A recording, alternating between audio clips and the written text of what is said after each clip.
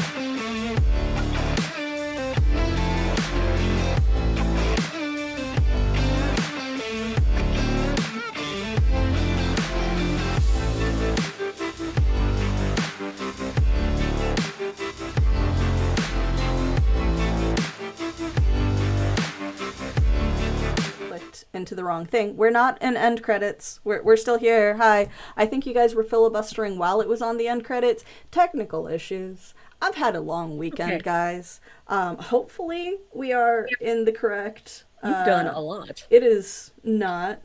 It is I not see us. corrected. I see us, but it still says a new player enters the chat.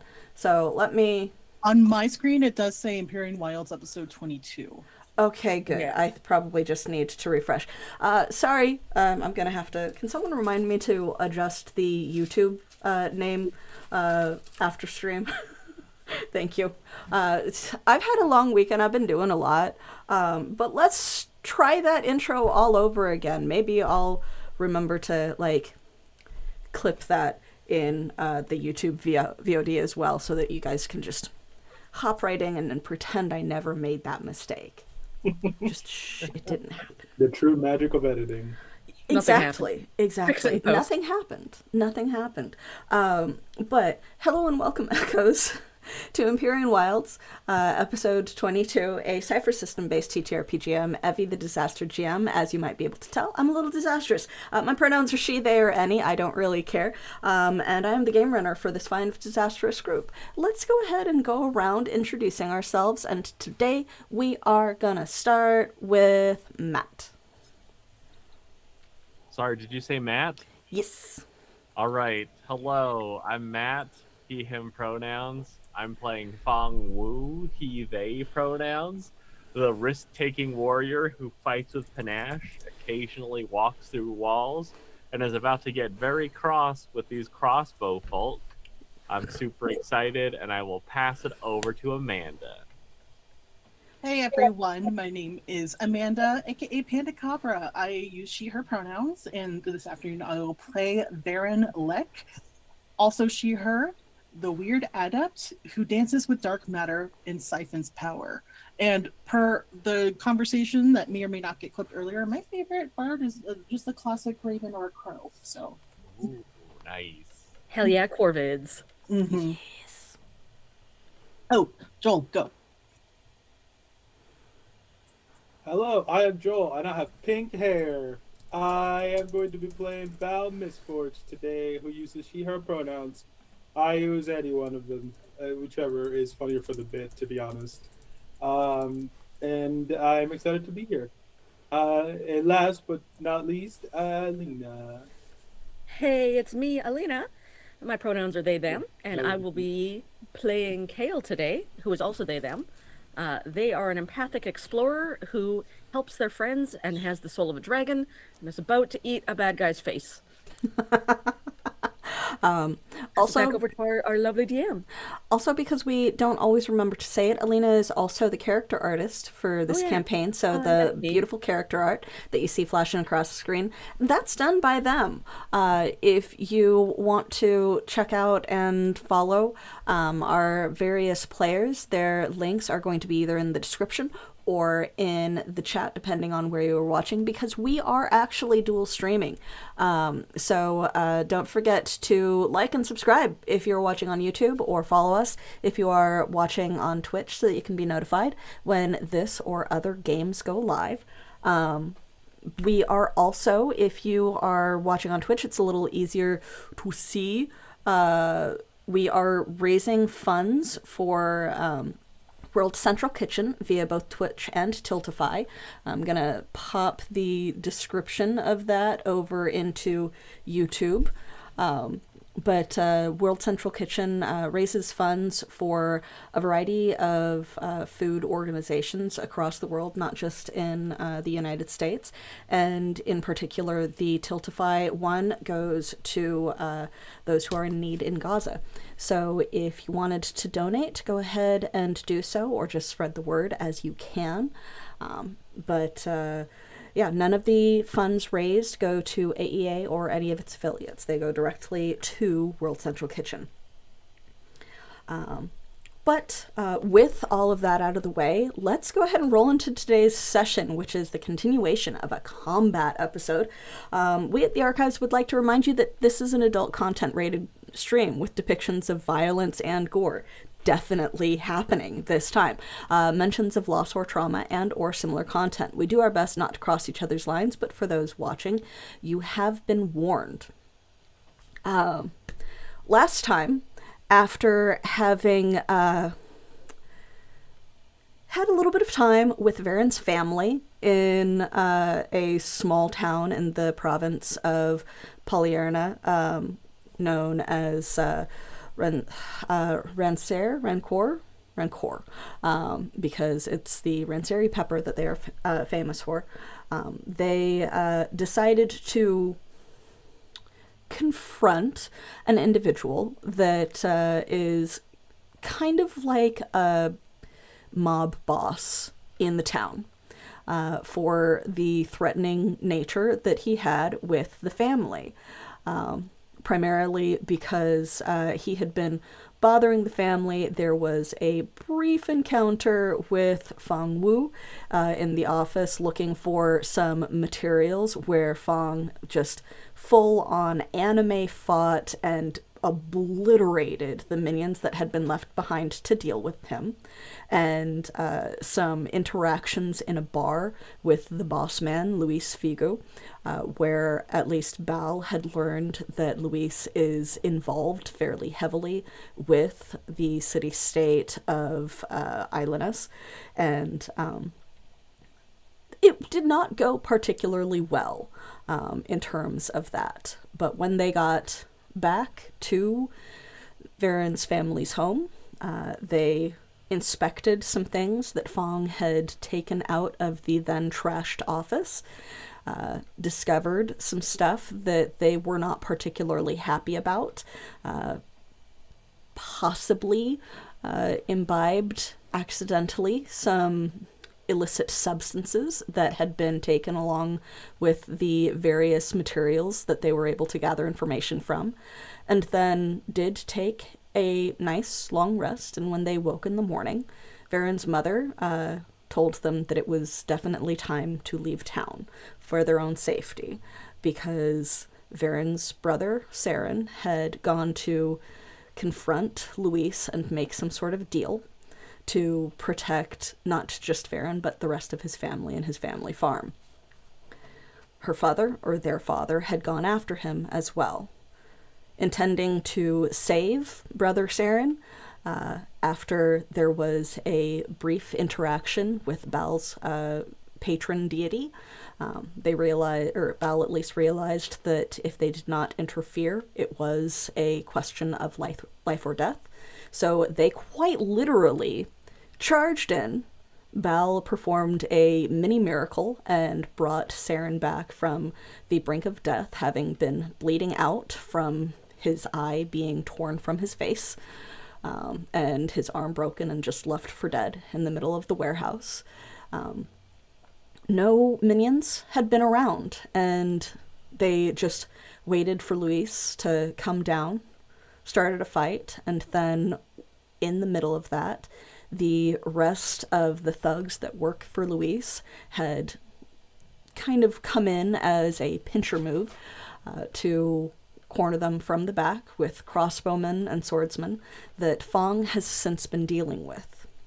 During the fight with Luis, a couple of those swordsmen did get past and are currently attacking Bal and Varen as Bal, Varen, and Kale attempt to deal with Luis. Fong has taken out almost all of the other swordsmen and is working on his way through the crossbowmen a little bit further away. And to place everyone in this central area of the large first floor of the warehouse, we have Kale attempting to bite the face off of, in dragon form, Luis Figu, having just transformed into their larger guardian form. Varen also kind of going one-on-one, toe-to-toe with Luis, with a couple of swordsmen harrying at her back. Luis battered, but still kind of snarling at them, seeming to not care too terribly much. A little further away, about halfway to the door, is Bal dealing with another one of the swordsmen, having tried to get their bubble of protection across both sides of the battle. But Fong has left that area of protection to reach further and get to the crossbowmen. We come in at the top of a round. Varen, this battered-faced, grizzled man that is responsible for what you witnessed of your brother. The majority of his face has kind of healed up, and there's this sense of what might be a scar gradually closing and smoothing off, but blood does remain under the skin. His eye is bloodshot, but moving normally, as he looks back and forth between you and the dragon, just kind of sneering, not in pain, but more in, like, disdain and disregard for both of you. You are up first because you had rolled a 20 on initiative. That's right. So what I want to do, because I don't believe I've done it yet so far in combat, is I want to initiate my ribbons of dark matter to try to hinder his movement for the next minute. Okay. So he can leave the area, but it would require his entire action to break free, essentially. Do they immediately affect him? It's the wording is, for the next minute, dark matter condenses within an area within long range that is no bigger than an immediate distance in diameter, manifesting as swirling ribbons. All tasks attempted by the creatures in the area are hindered, and leaving the area requires a creature's entire action to move. Okay, it is an area effect instead of hitting him directly, so that means that you do not have to roll to hit him. Yes. Yeah, so basically it just hinders, but it hinders everyone, so that may be tricky for Kale. That's okay. I don't need to go anywhere. Yeah. Fine. All right. Cool. So for the next minute, that will be active unless both of you move out of the area. Okay. And his modification is to speed, not to strength, so that is a very good move on your part. Are you going to attempt to step back an immediate distance or continue standing where you are? For now, I'm going to hang out where I am, because a lot of my abilities do need a little bit of range to really kind of activate. Okay. All right, good first move, opening out of the gate, bringing us around to Kale, who is on 18 with Luis, but players go first. That's true. So yeah, Kale had just taken their guardian form and sort of like swells up into the 10-foot long dragon form in front of Luis and stares down at him over their snout and will snarl and be like, I was perfectly content to leave you to your business, though it's with idleness. But then you had to come for those that I love, Throw down your weapons now, and I will spare you. But if you do not, you are not leaving this warehouse. Are you attempting to intimidate him out of fighting, or are you just being epic? Because you do have a I'm tendency to just just be epic. monologuing. Yeah, you I'm do have a just tendency to monologuing. just be epic in your fights. We know you. You like Yeah. doing the epic dragon shit, and we love you doing the Love epic a dragon monologue. shit. But I do have to check. Yeah. Okay, cool. If you want me to declare an action, then I guess my action will be to wake Pico. Okay, because we had kind of skipped you on the last Yeah, round right. of the last thing. That's why I took so the dragon that's form. yeah, so Yeah. that's when you had taken the dragon form. So you do have a full action available this Right. round. Okay. I could attack. Yeah, you can either But I'll- attack, you can wake Pico and have Pico start giving you an asset to attacks. What would you like to do? Let's actually. I will give him a chance to respond, so I will wake Pico. Okay. As my anger flows through me and Pico senses it, he can come to life. Okay. Since you are wanting a response from him, please make a social interaction roll to see what type of response you might get. I am trained in all social interactions, not just pleasant ones. Good, because this is not a pleasant social It's interaction. not pleasant. Don't forget that you have not used your free asset for me today. That's true. I'm going to hang on to that. Yeah, you might I only need rolled a that 12, later. but I am Okay. trained. Okay, so you are trained. Okay. That brings us to Luis, who looks down at the shadowy matter condensing around him. And you are trained in reading people, Kale. So Oh, you yes. automatically get this. As someone who also is close enough to read his expressions, Varen, I would like you to make an observation roll and or a reading people type of roll. Whatever you might have to apply to that, you may do so. All right. I don't think I have any bonuses or negatives. Okay. So, that's a 9. Okay. You don't quite catch this. Kale, you would, though. There is the slightest moment of fear, not when he looks at you, but when he looks at the shadows. And then that very quickly becomes even more enraged. He is Right. not hearing what you are saying. Interesting. Okay. Yes. So I'm not the only beast in this room, it seems. yeah, he is very quickly becoming significantly more enraged, and he did not hear a word that you said. Well, I guess he's made his choice then.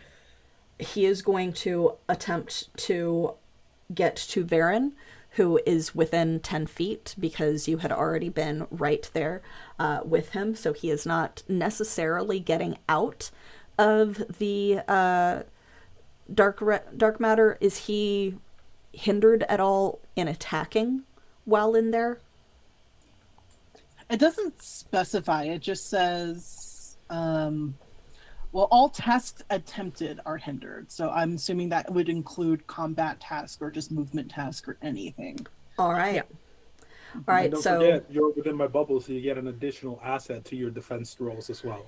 yeah, so this is that is good for you, because he does attack as level 8. That's why you guys have been having to reduce this each time, and I'm sure that you just didn't remember it from last time. So the easing it once by because he's also mostly attacked Kale, because Kale was biting into his shoulder and back. Yeah, I kind of sneak attacked him from behind. So. Yeah, so he was dealing with Kale before he could really deal with you. But you are very obviously the source of the dark matter. So he is going to struggle forward a step. His veins are bulging. Both of his eyes are bloodshot now. And there is just this look of pure, undiluted rage on his face as he swings at you. It is eased twice, one for the dark matter and one because of the bubble of protection. So that brings it down to a 6. Are you trained in your defense tasks? The only thing I have is right now just intellect defense. So I don't think I have any. It lets you roll as intellect. necessary- Okay. Yeah. Let's see. So that means that you could apply effort from intellect if you want, or if you are trained in speed defense, you can choose to roll it as speed defense. Yeah, I'm trying to remember because I know I think I took one of the abilities that makes it so I'm like trained with all armor. I feel like that was one of the things I took, but I don't remember.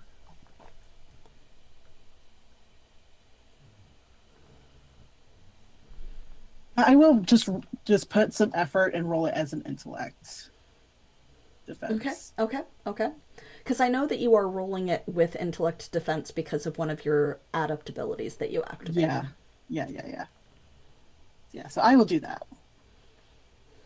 And if he's going to be, that's not good. I'm going. Do I have a? I forget. I think I have a. Do I have a cipher? You're meant to track your own ciphers. I have used a cipher that was back on the. Okay, so I have 3, so I'm going to use another one to re-roll. Okay. Because I rolled a nat 1. Because you guys did luckily start this at the beginning of the day, so all of your ciphers had reset just before the fight. I have not used any ciphers then for the day. So I rolled a 13 that time. 13 is still not quite high enough because But it's not a nat you had been 1. rolling. Yeah, oh god, if it had been a nat 1, that would have been bad. Yeah. So it is not quite high enough. So as his sword comes swinging around, it almost is tearing through the dark matter that is trying to lash at his body and hold him away from you, and slices down across one shoulder and over and across your body. Blood goes spurting as you take 8 points of damage. Ooh. Okay. But he's within my melee range, right? He is now within your melee range. Okay, so I take 8 points of damage. That's good. I can do that. Yeah. Yeah, okay. All right. How many times can you do that, though, is the question. Not many, but I do have things I can do now that he is within melee range. I will. He is also that will be going the to end. hiss under his breath, breathing deeply as if he has just done a massive exertion just from the rage forest spawn. And he is solo focused on you, bringing us around to the thugs. The thugs that had been attacking you see this expression on his face and the weird-ass darkness that you have summoned, and immediately back away. They are more terrified of being in his range than helping him at the moment. And so, unfortunately, all 3 do turn to attempt to attack Bal, because they can't get to Kale without passing the weird, writhing darkness that has risen. So I would like 3 defense rolls from Bal. Okay. I'm a bubble, so I get a free asset for that. Okay, so that brings it down from a 5, I believe they were, to a 4. Or no, wait. How many assets were you getting, Fong? Because you were getting a shit ton. I had a bunch because of bubble, and I'm trained in speed defense. Yeah. And then you kept getting assets added to it. So, yeah, so it was originally a 5. I'm just making sure that I have this correct on my notes. So yeah, you are trained in or you have an asset from the bubble, so that brings it down to a 4. Are you adding any effort, or do you have any training in your defenses? No. I don't have anything else besides just the bubble. But Okay. from what I remember, I think I activated my water shield. Yes, So you did. Yes, So you yeah. have a 2 points of blasting armor. him with water and then using that same water to Yeah, you do activate have your water shield up, so that's 1 or 2 points 2 of armor. I points of think armor. it's 2 points of armor. Yes. Okay, that is good. Yep. I roll like shit, so I gotta make sure I survive other ways. Cause Yeah. No, so that's a they do 9. 4 points of damage, so that would have reduced it to a 3 because that means that they're tier 4 enemies. Oh, Yeah. So well, the then I 9 rolled a 9. the 9 does succeed. Yay! Because I'm just like, no, they were only doing 4 points of damage to Fong when they did manage to hit, which was rare. So these are tier 4 enemies, and I just need to correct my sheet. Then the first one was a 9, which is Okay. a success. Okay, so that's 1. I just rolled a 9 again, Okay, that's 2. and a 13. And a 13. All of them pass, so you are just dancing easily out of the way of these strikes, and you are noticing that they are Like occasionally Wada. they are occasionally looking over their shoulder at Luis. They are somewhat distracted at the moment. Okay. But that does come to the 4 crossbowmen that Fong has appeared among. 2 of them will attempt to shoot you. The other 2 are trying to draw weapons, which will take their action. So I only need 2 defense rolls from Fong. Sick.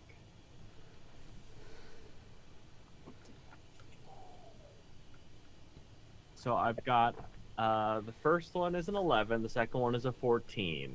Okay, I- you have all of the assets. Yes, I am trained. Mm-hmm. I have free effort. Yeah, you have a free level of effort, and because of all of the edge and stuff. Are you going to do the Fong move? Are they? So these two that are shooting me, they're like right next to me, right? Yeah, you have appeared literally between them. Sick. Would I be able to maneuver to do a redirect at the two that are trying to draw their weapons? You are welcome to try. Give me a couple of rolls. Okay. Okay, so the first one is gonna miss. That's a 4. Okay.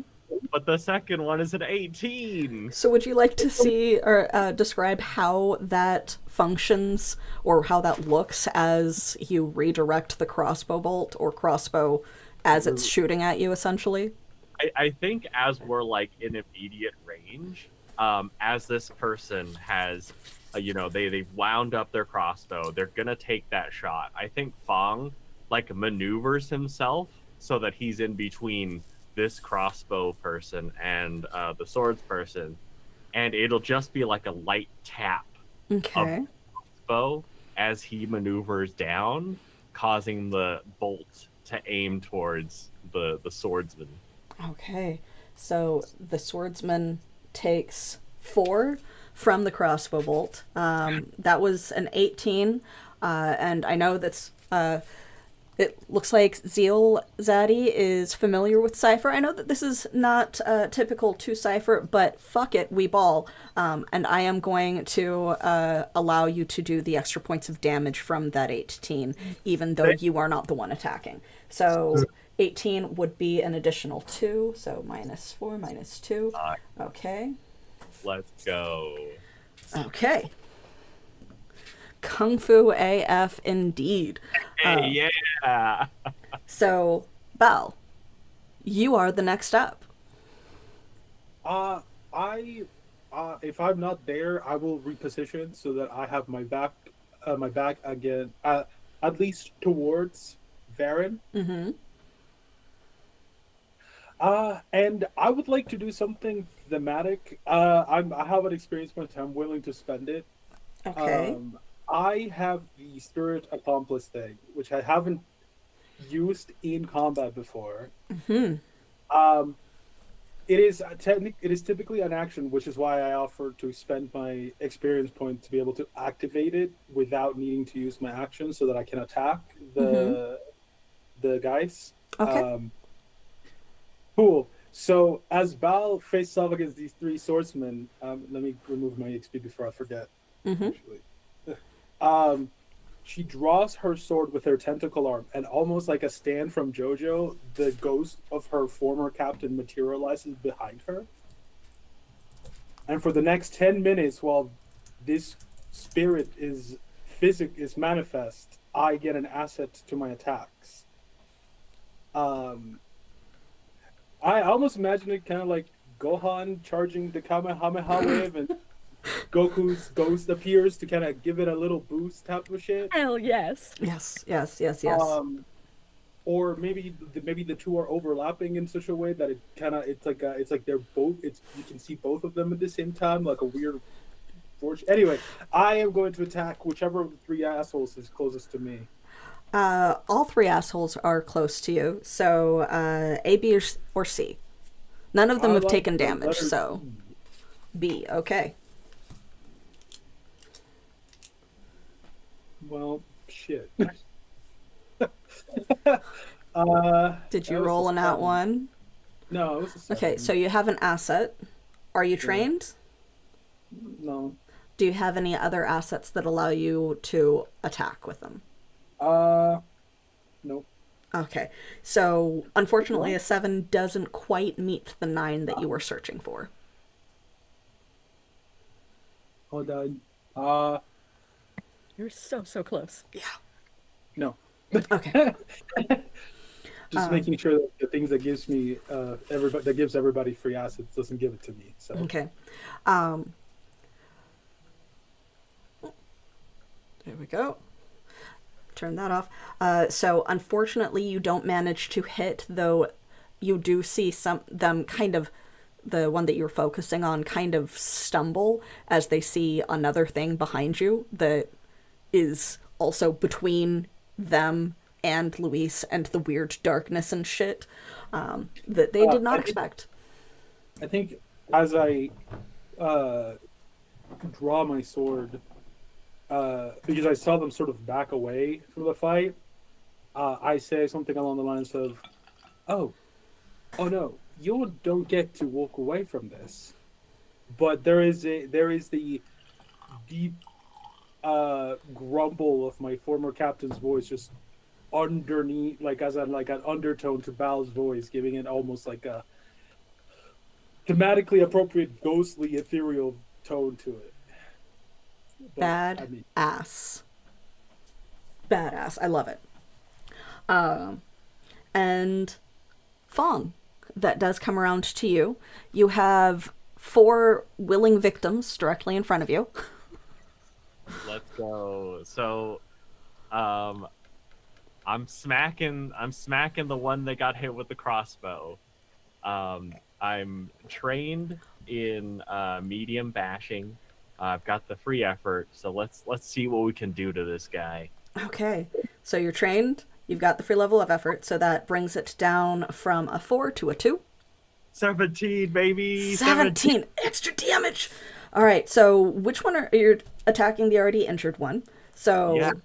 How much do you do again? So normally in this case it would be 8, Bringing it to 9 against the amount that it's already taken. He crumbles like a piece of paper, like wet paper, to the ground, sword clanging onto the beautiful decorative cobblestone that makes up the streets out here. Nice. And then I'm gonna use my successive attack, another attack against a new foe within my reach. Okay. So I'm gonna go after maybe it'll be the one that shot the crossbow at their buddy. Just just so they can both feel the morale damage and physical damage. Beautiful.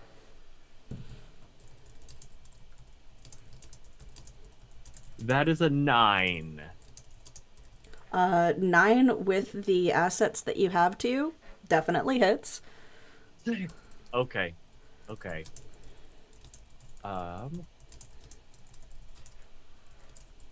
Is this one still up? 9 points of damage, barely. 8 points of damage? Mm-hmm. 8 points of damage, barely up, because they do have armor on. All right. Now, I have bad news. 9 is my unlucky number, so my next thing is gonna be hindered.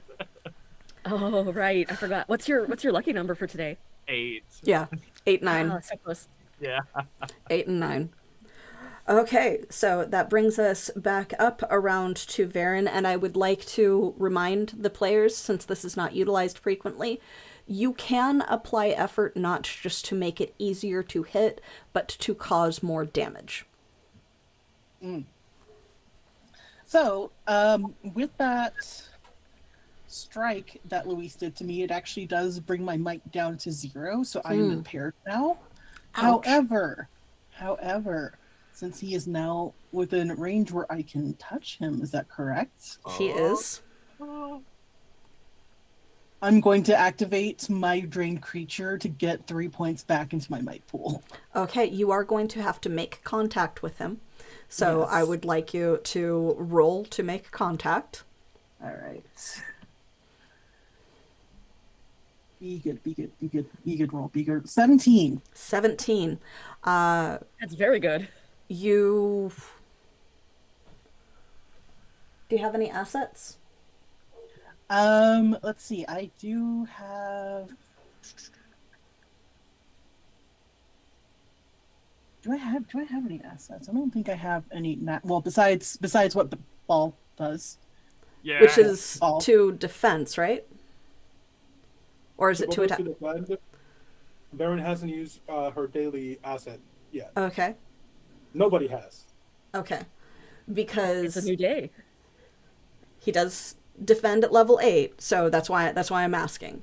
Okay. Well, since it is an intellect, I can. So I can put effort into it using my intellect. I just have to have one more. Oh. Instead of using 3, I just have to use 4 points for my intellect, which is fine. I have plenty of intellect I can do that with. Okay. So you've got an asset bringing it down by 1 with the effort. That only brings it to a 7. That's And that's then what, ball asset. and then Ball's asset, which brings it down to a 6. So that's 6. 18 or better. Are you going to apply another level of effort to be able to make that hit? Let's see. Do Are you do I counting have? the effect of the shadows that? That does hinder him. Yeah, that's right. That That's does right, hinder he is him. that does Thank hinder you for him. the thank you for I have a remembering. I play Wizards. I know how to keep track of all this shit. Thank you for Yeah. remembering. So yes, that does bring it down just enough to where the 17 will hit. So you do manage to make contact with him. Where are you touching or grabbing to make this work? I imagine if he's already kind of gone at me with his arm, I probably am grabbing the arm where his sword arm, Okay. and basically that is where I'm siphoning from to basically. I imagine it's one of those like he got me, but then I was fast enough to actually, with his hindrance. Okay. with the shadows down. Do you accept the incoming intrusion? You are making contact with someone who is also affected by the same thing that gave you your powers. Yeah, I'm going to accept that intrusion because that's fun. Okay. I don't think we've ever refused one. I have not had any of you Okay. refuse a single intrusion across any of my games, and it is glorious. So as you make contact, the shadowy, inky tattoos that wander your skin rush to the point of contact as you grab hold. And you do manage to siphon, so go ahead and take the effect of siphon creature. Okay, so that means it brings me back up out of the 0 for might, so I am no longer impaired Okay. for now. So as that happens, there is this burst of shadow across your hand across the darkness that you have summoned in this area that winds across your arm and his. You are stunned for a round, unable to act, unable to move, unable to perceive anything around you, and you are just inundated with the sounds of that same voice echoing in your head over and over. Let me in. I can help you. Let me in. I can give you his power. You can be mine more than he ever was. Let me in. I can help. Let me in. Varen. And this is the first time it has said your name.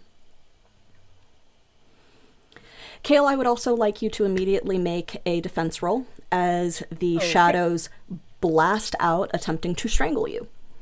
Oh, that's cool. I like that. I am skilled with might defense, so I'm just gonna take it. Okay. 15. 15. It does wrap around your neck, but does not manage to squeeze enough to cause damage. Sounds good. I squeeze back. I flex. Yep. Dragon flex. Ooh. My neck is very strong. But yes, so Varen, you are now stunned for the next round, so you will not have a turn next round. You also, because you cannot act, cannot dodge. So you take all hits. But you do have an experience point and can give an experience point to another player. Perfect. Kale, you want an experience point? Sure. I like those. Yeah. They're tasty. Thank you. Yeah, exactly. Zeal Zaddy knows what I'm talking about. Let him in. There's no risk. They just want to help. Yeah, sure do. Yeah, they definitely want to help. Kale, it is your I want to turn. get out of the dark forest that they've been trapped in that we are going to venture to next. Kale sees the sword slash across Varen, and their eyes go completely just burning green. They are going to throw themselves in front between Varen and Luis, Okay. and do a big ol' attack. I would like first a might roll to make it through the Get out of shadows. the shadow. Yep. Yep. I am very good at might. Yep. You're a big dragon right now. And an effort on that because I want to get out of here. I need to go defend my friend. Okay. Very important to me, which is good because I only rolled a 9. Okay. So, you are trained in might defense.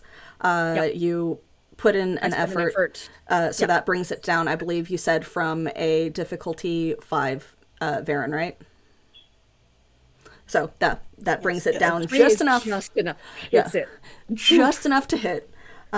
So you do manage the effort. to quite literally just bulldoze your way through these shadows, the inky darkness clinging to your scales as you push through, snarling with the rage of the fact that this man nearly cleaved your friend in half with a single I strike. don't like swords. Yeah. For some reason, swords and dragons just don't. You've had an really issue work with together. them for a while, yeah. Yeah. Yeah. So, It's been a while since I bit a sword in half. So yeah, you do manage to move, and that is within immediate distance still. So because you only moved 10 feet, you would still have an action. Awesome. I am going to take an attack. I've got Pico as an asset. I will spend more effort on this. Okay, so we've got Pico as an asset, bringing it down to a 7. How much effort are you applying? I will do 2 because I currently have an edge of 4. Okay. So I don't have to spend very much. Okay, so 2 to hit. Anything for damage? Or essentially, Am I are you? both? I thought it was just for easy hit orb damage. You can use how much effort you can apply in a turn. So if you have 3 levels of effort that you can apply because you are a tier 3, you can put 2 towards the hit and 1 towards the damage if you would like. But you would still have to spend the points all at once. I am only at a 2 right now, so that's all the effort I can put on this. Okay. So Pico, the little teapot dragon, goes surging down my head, will leap onto Luis to distract him Yeah, and as start I crawling surge in around. front of him. Okay, Yeah, so and take a big old chomp. okay, so scratchy copper dragon just running around his body like an angry ferret. Yep. Shadows hindering him by 1, so that was to the 7 to 8, and then 2 levels of effort brings, or 7 to 6, 2 levels of effort bring it down to a 4. So you're rolling for a 12 or better. I got a 14, so I didn't hit the 14. 15. I was hoping I brought it down enough. You to did, still connect. because the shadows are still in place, hindering Oh, his right. actions. Yeah. So that was just enough to be able to hit. Great job. So how much No damage? extra effort Yeah, how much damage do you for do? damage. But in this form, I hit like a heavy weapon, so You I do. 6. 6 points. Damn. Okay, so that much armor. So there we go. I'm also placing myself in between the sword and Varen. Yeah. All right. I'm gonna tank. Beautiful. So that is going to be that damage. And how are you biting or slashing, or what are you doing to cause this damage? What does it look like? I think because Kale has kind of like put their side in between Varen and Luis, that they're presenting as much of themselves to him as possible, is that they will hit with the side of their claw, like claw sideways, and scratch down his chest.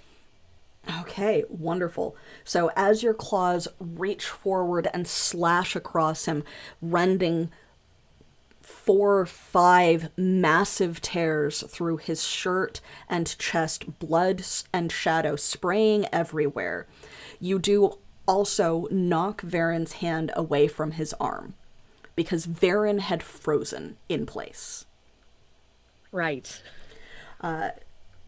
Bringing us around to Luis, whose eyes go from pitch black back to the bloodshot look that they had been prior to Varen touching him. Blood is seeping down his front, and you are seeing the shadows begin to knit the flesh back together before you yet again, as he heals a couple points. We just gotta keep taking the points off him. Yep. And he sneers, again, not at you, almost trying to look past you at Varen. Yeah. He is going to attempt to push his way out of the shadows to get around you, completely disregarding your existence. It is really difficult to ignore a 10-foot tall dragon in front of you. It is, but he is still going to try. So I would like Varen to roll to see if he manages to push out.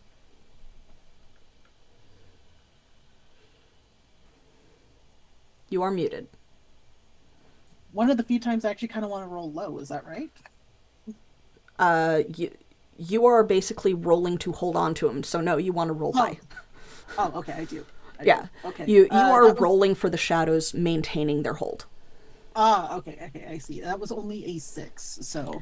That was a 6. Unfortunately, despite the fact that he is hindered, he does still manage to tear his way out of the shadows and slip unnervingly quickly around you, Kale. His back is only partially to you because of the way that you've positioned yourself, and he is going to go for another stab at Varen, who unfortunately...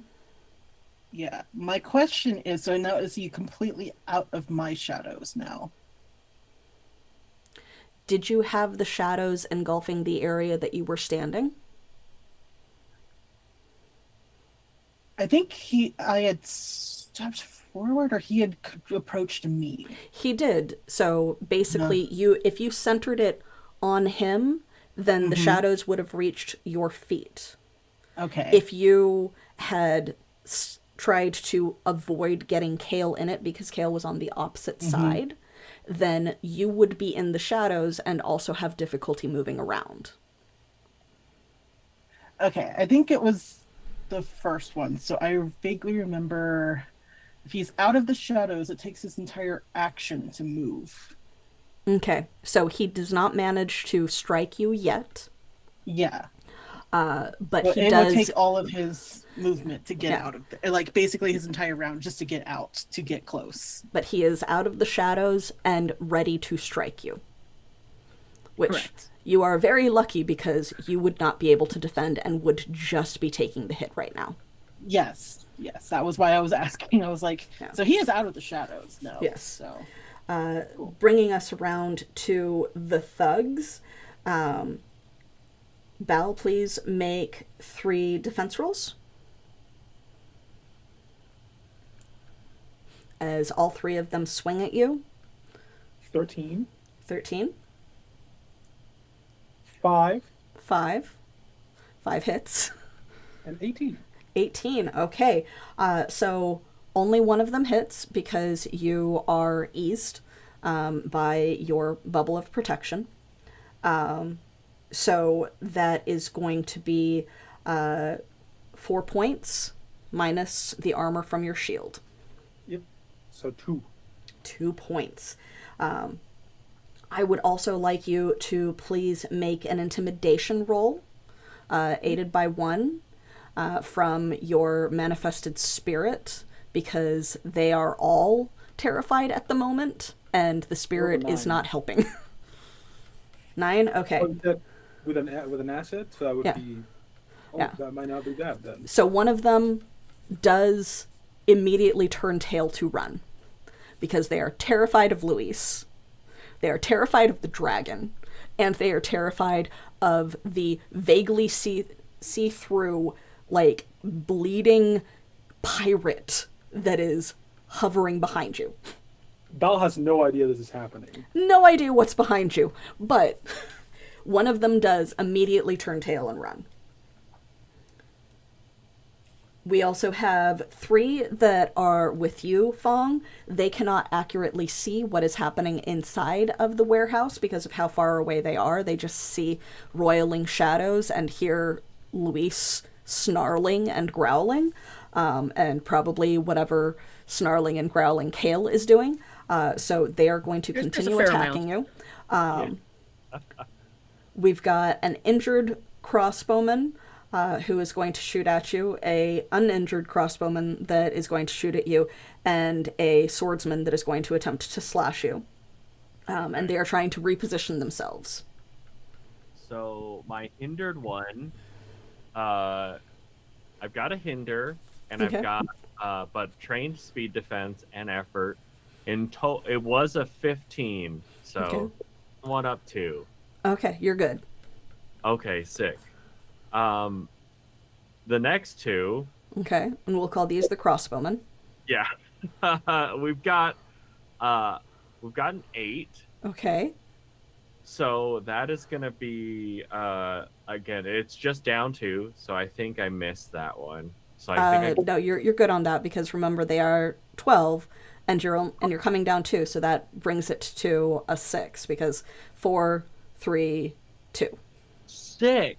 Yeah. Okay. And then my last one. So the 8 is my lucky number.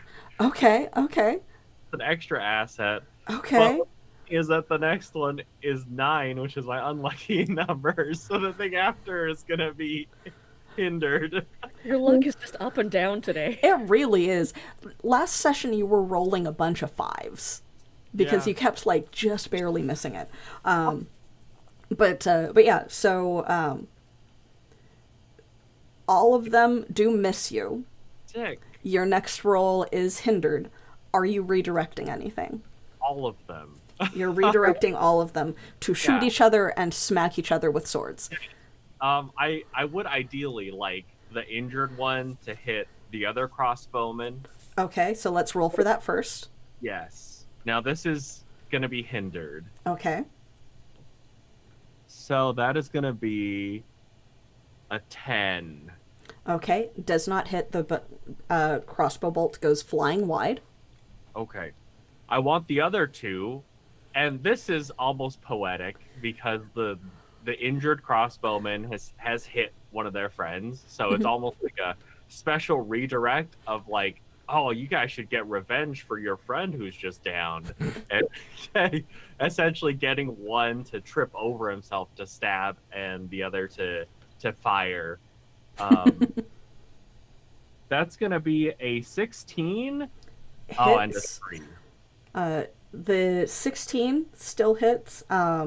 So that would be, I'm guessing, the sword first. They do the Yeah. same damage no matter what. So you trip the swordsman into the crossbowman, and that is enough damage to where the crossbowman crumbles as well.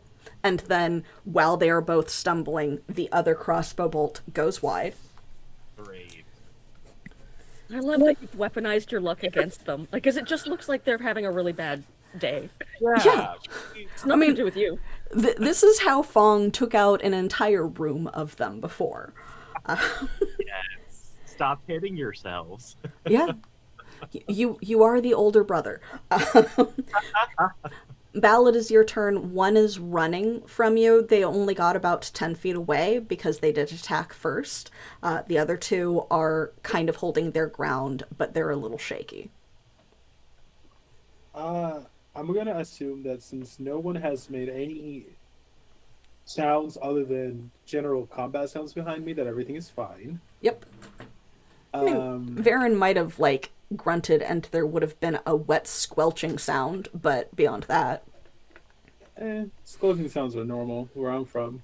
The ocean. Yeah, I have a tentacle arm, so.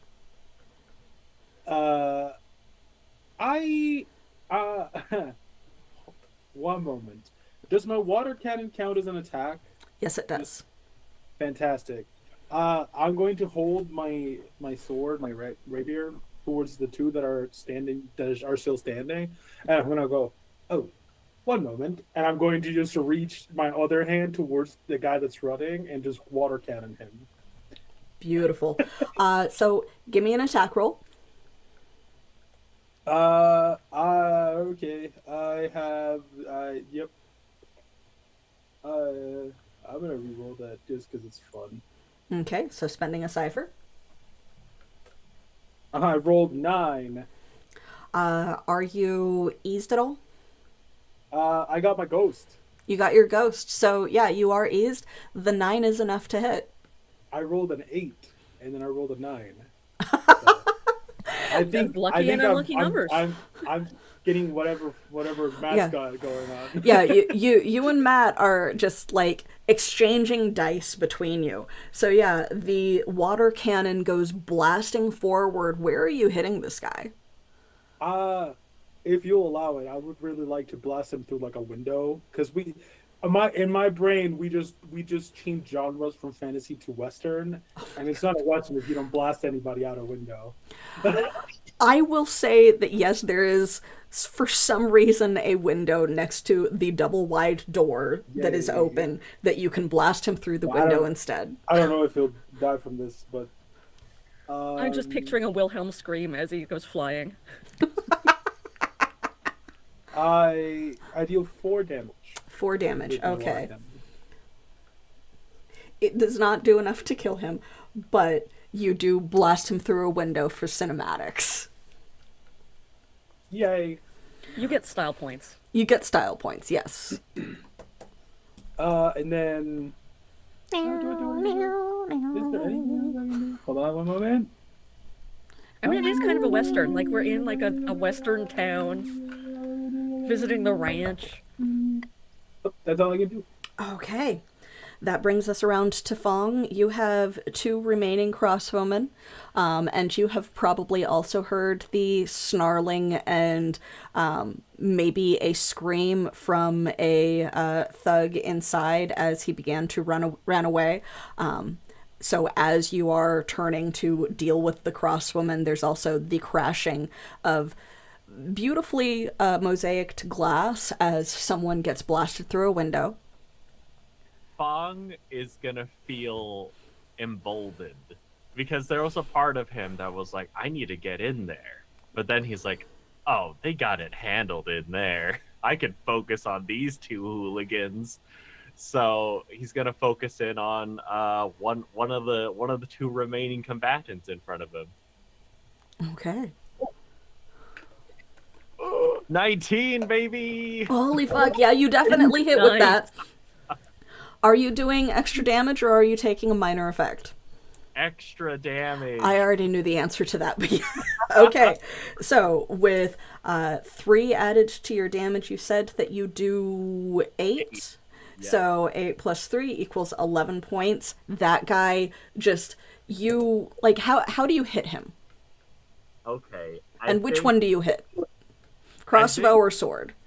I think this is the sword guy Okay. that, like, I sent into his buddy, and I feel like as they're about to turn, like they see the dark silhouette of Fong in the sun, and then like for just a moment, Fong like ducks down, they get blinded, and then it's like in amidst that like sun blindness in their eyes, the staff goes straight under their chin, and you see like they just kind of rocket back, and Fong is gonna successive attack the other one. Beautiful, beautiful. Oh, nice. Get him. That is a 15. 15 hits. All right. Yeah, I think after that first strike, the second one is just it's just a matter of like using his I think he kicks his foot up to redirect the staff to smack into the side of the head of the crossbowman. All right, so as it smacks into the side of the crossbowman's face, he stumbles a little bit to the side, dazed but not down. Blood is seeping from his hairline, and he's struggling to pull the crossbow back up to try and shoot you, just to get some distance. Bringing us around to Varen, who is still stunned for this round, and to Kale. Let's do a big attack on this guy who is still going after Varen, who is injured. Now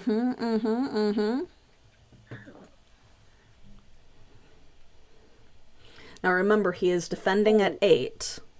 That is true. What are you doing to bring it down?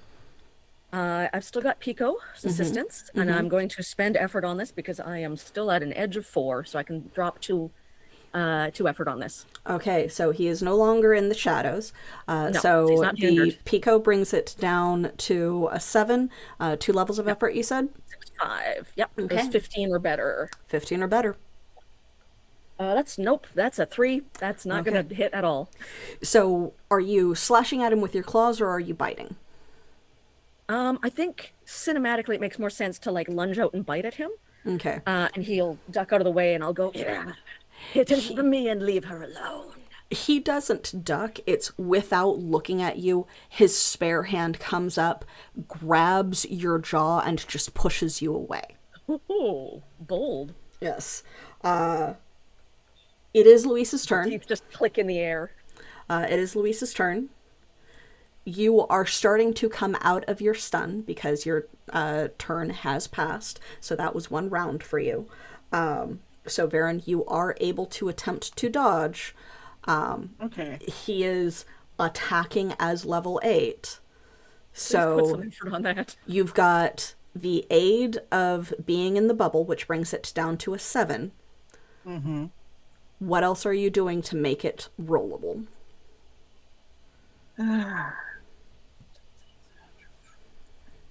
Could no, because that's I have to wait for my turn to do that. So never mind. What do I have?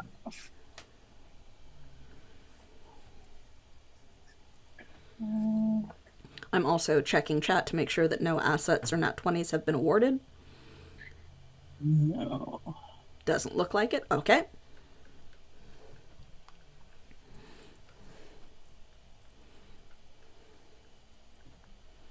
The only thing I can do.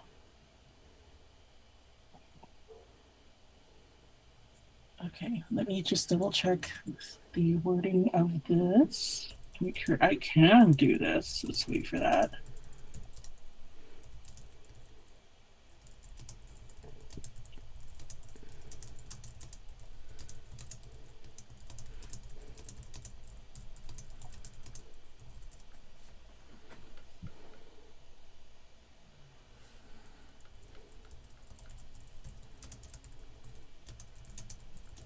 Okay. The only thing I can do is put it into take 2 levels for my speed defense, which brings me down to 1 speed. You also have an asset that was just awarded to you by Big Frickin' Swede. Thank you very much. Thank Chat. you. Chat That does brings me make back. Okay. historically chat does make a huge difference in these fights. Okay. Yeah. I mean, Swede and MLIS keep us alive. Yeah. Pretty much. Pretty much. So I just dropped my nat 20, my 20. So so yeah. So that oof. You gonna use it? Remember, he hits Yeah, for 8. Okay. I'm gonna use it, and then I am going to. Okay, I'll keep that as speed 1 because I already said I was gonna put those 2 efforts and make it three levels. Okay. Okay, so you brought it down by 3, bringing it to a 5, I believe. Mm-hmm. So that's 15 or better. Okay. That wasn't enough, so I'm going to use my second cipher and re-roll that. Okay. 18 that time. 18. Oh, very good, very good. So you coming out of the stun with the whispers still rocketing around your head, just trying to feed into your awareness and almost distracting you on their own. Your vision clears as this sword is coming back down on you again, and you just stumble back just in time to avoid getting hit. It is not even grazing your clothes this time, but you do still feel the blood pouring from that initial strike. Mm-hmm. The thugs go next. The crossbowman backs up a couple of feet and tries to shoot you. He is fumbling a little bit with the crossbow, but please go ahead and make your roll, Fong, to defend. All right. That is a 7. Mm-hmm. So... got effort and speed defense. I don't remember this. So it was a 4, brought down by 2, so 7 is enough. Yes. Okay. Great. So I don't have anyone to redirect to, but I was thinking I need to economize here. I need to do a little currency exchange. So I'm gonna use my seize the moment. Okay. I'm gonna put an effort into it. So that I can gain an action that I can use immediately. So in effect, I'm gonna be spending my speed in order to take a recovery roll action to regain some might. Because I've been spending that heavy. Okay, go for it. I think that's a 6. Okay. Okay, cool. So you're spending your speed to do it outside of your turn, essentially? Yes. Okay, Yeah, cool. Absolutely. But in effect, what I imagine it looking like is that the bolt flies over Fong's head, because Fong remembers, in the course of learning martial arts, he remembers a style that he never really put much stock in. But in this case, he's like, there's only one way I can dodge this. And his body just falls limp and falls to the ground. And in that moment, as he's laying on the ground, he's like, this feels kind of nice. And I think... I just need to lay down for a second. I'll be back in a sec. Yeah, I think the crossover might look like, wait, I didn't hit him. Why is he down on the ground limp? Amazing. Beautiful. Just a real quick breather. Yeah. Okay, so after that, the one that had been blasted through the window continues running, and he's going to take his entire turn to run. So he is not even going to attack you. He is just going down an alley, and he is gone. So he is out of the fight. The other 2 will reluctantly attempt to swing on you, Ball.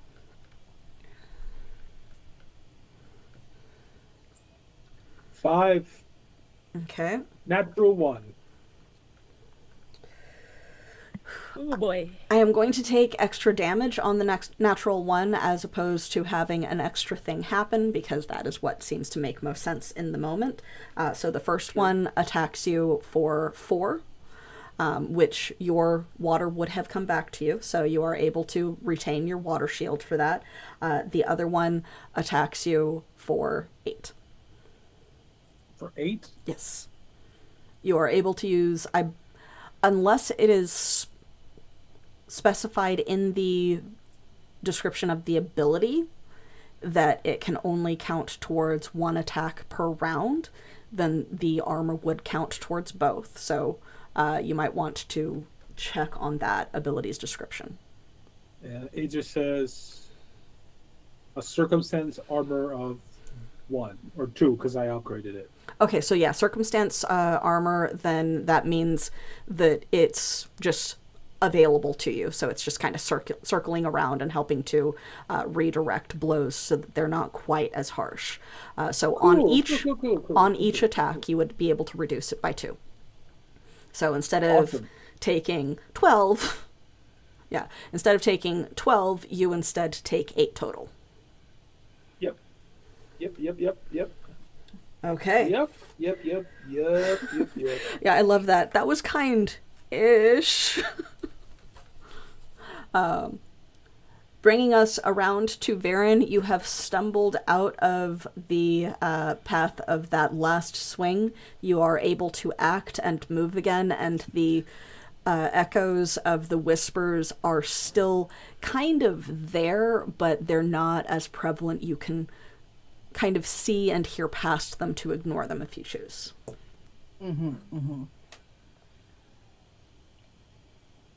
Wait, sorry. I think isn't Ball after the thugs?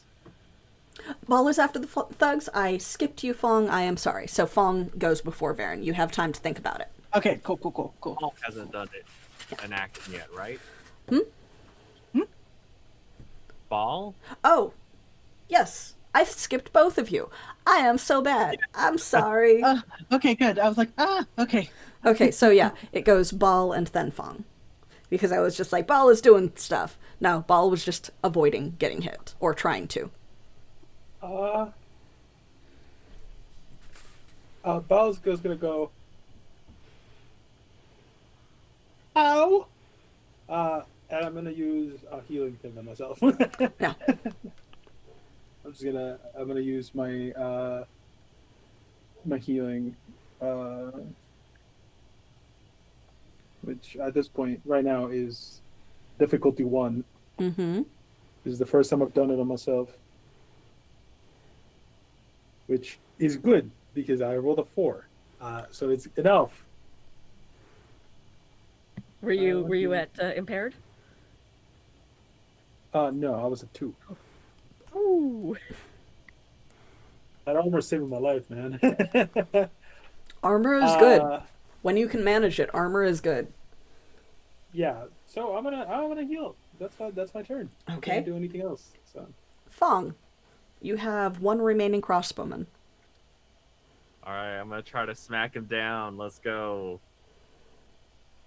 This gold one has been lucky, so fingers crossed. Okay, let's go for it. Teen! All I heard was teen. It cut you off. I moved away because of my excitement. 18. 18. Damn, extra damage. Let's go. I can already tell you that no matter how much damage you do, you are knocking this guy down. So just describe however you want it to happen, hun. Okay, I think from the ground, he is going to kip up, and as he's kipping up, he uses his staff as almost like a pole vault. Mm-hmm. So he launches himself in the air before bringing the staff down onto the head of this crossbowman.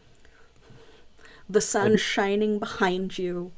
Beautiful cinematic action shot. Whack! Right down on him. And he is like a wet rug on the ground. Excellent. After Just imagine if any townsfolk are watching, they're like, there seems to be something going on in the warehouse, but also this one guy has kicked the ass of like 10 guys. Yeah. quite literally, that is number 8 that Fong has taken out just in this fight, not counting the Damn. prior one. Sick. Okay. In this case, Fong, after taking this guy out, is going to use his getaway ability to move a short distance back into the warehouse. Okay. And then if he still has movement left after that, he's going to try to get next to Ball. You would be able to get next to Ball, yes. You are not far enough away to where you would not be able to.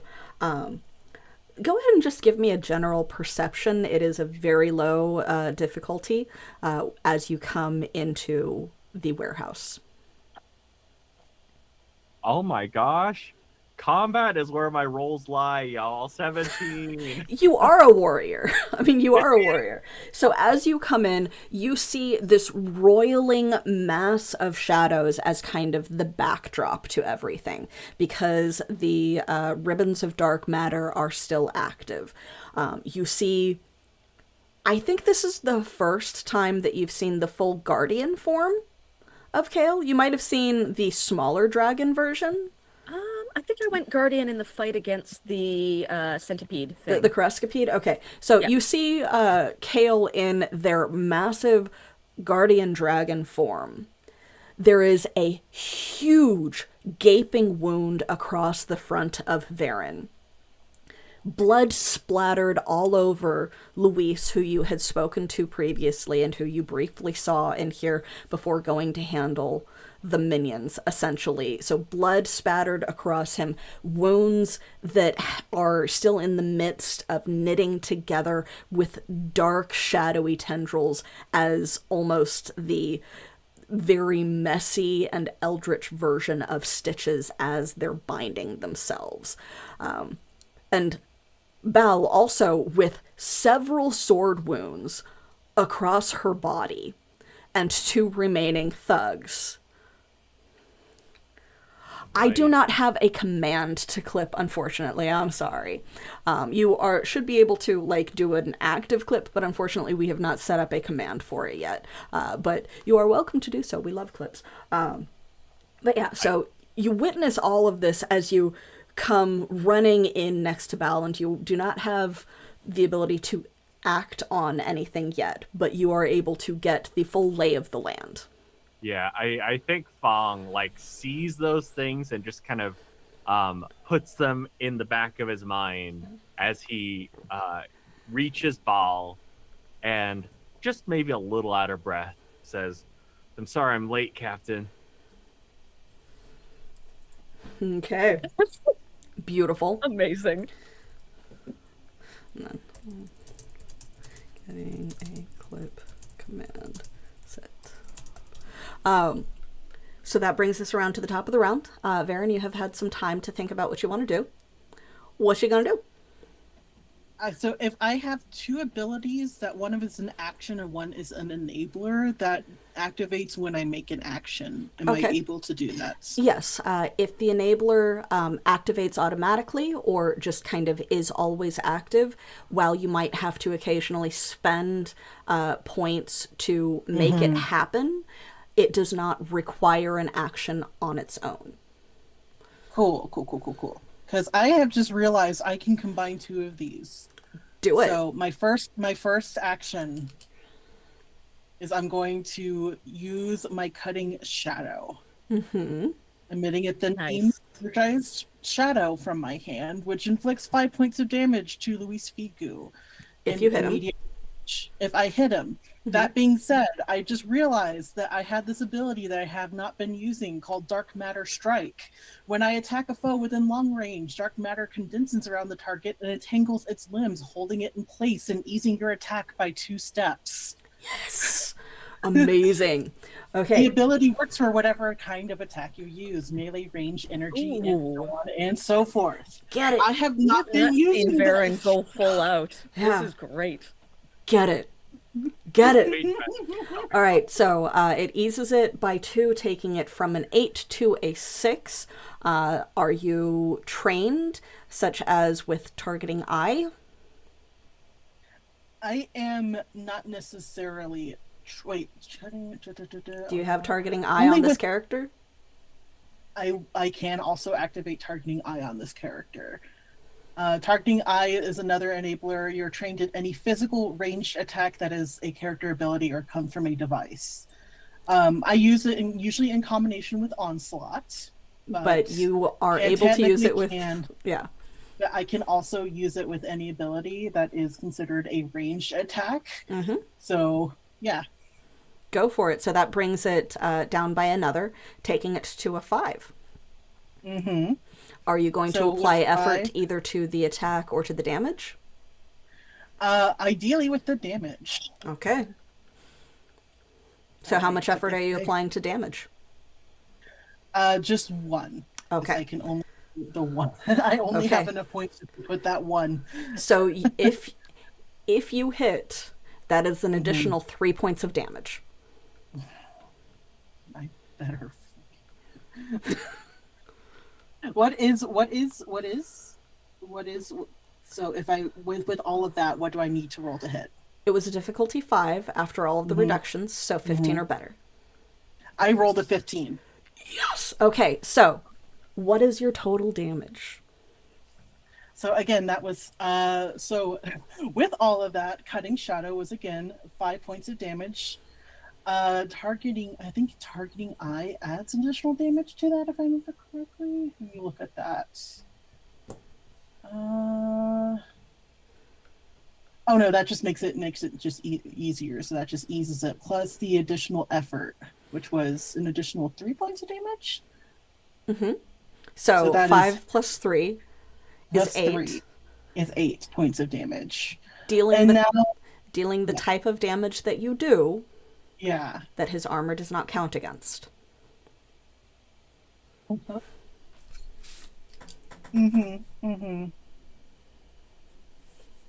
Yep, so that's all I did. However, that being said, that does bring me back into the impaired damage track again, because I am out of my intellect. Yep. So...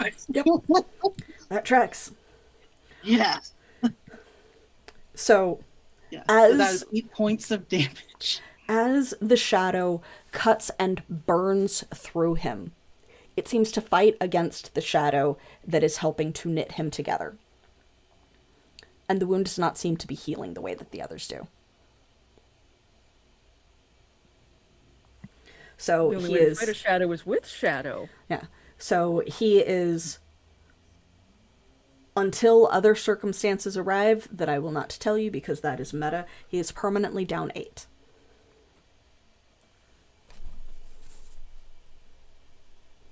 Oh, and then after I do all that, I will try to actually move away. Yeah.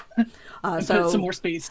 So are you moving just the normal immediate distance, or are you going to take a movement check and move a full short distance?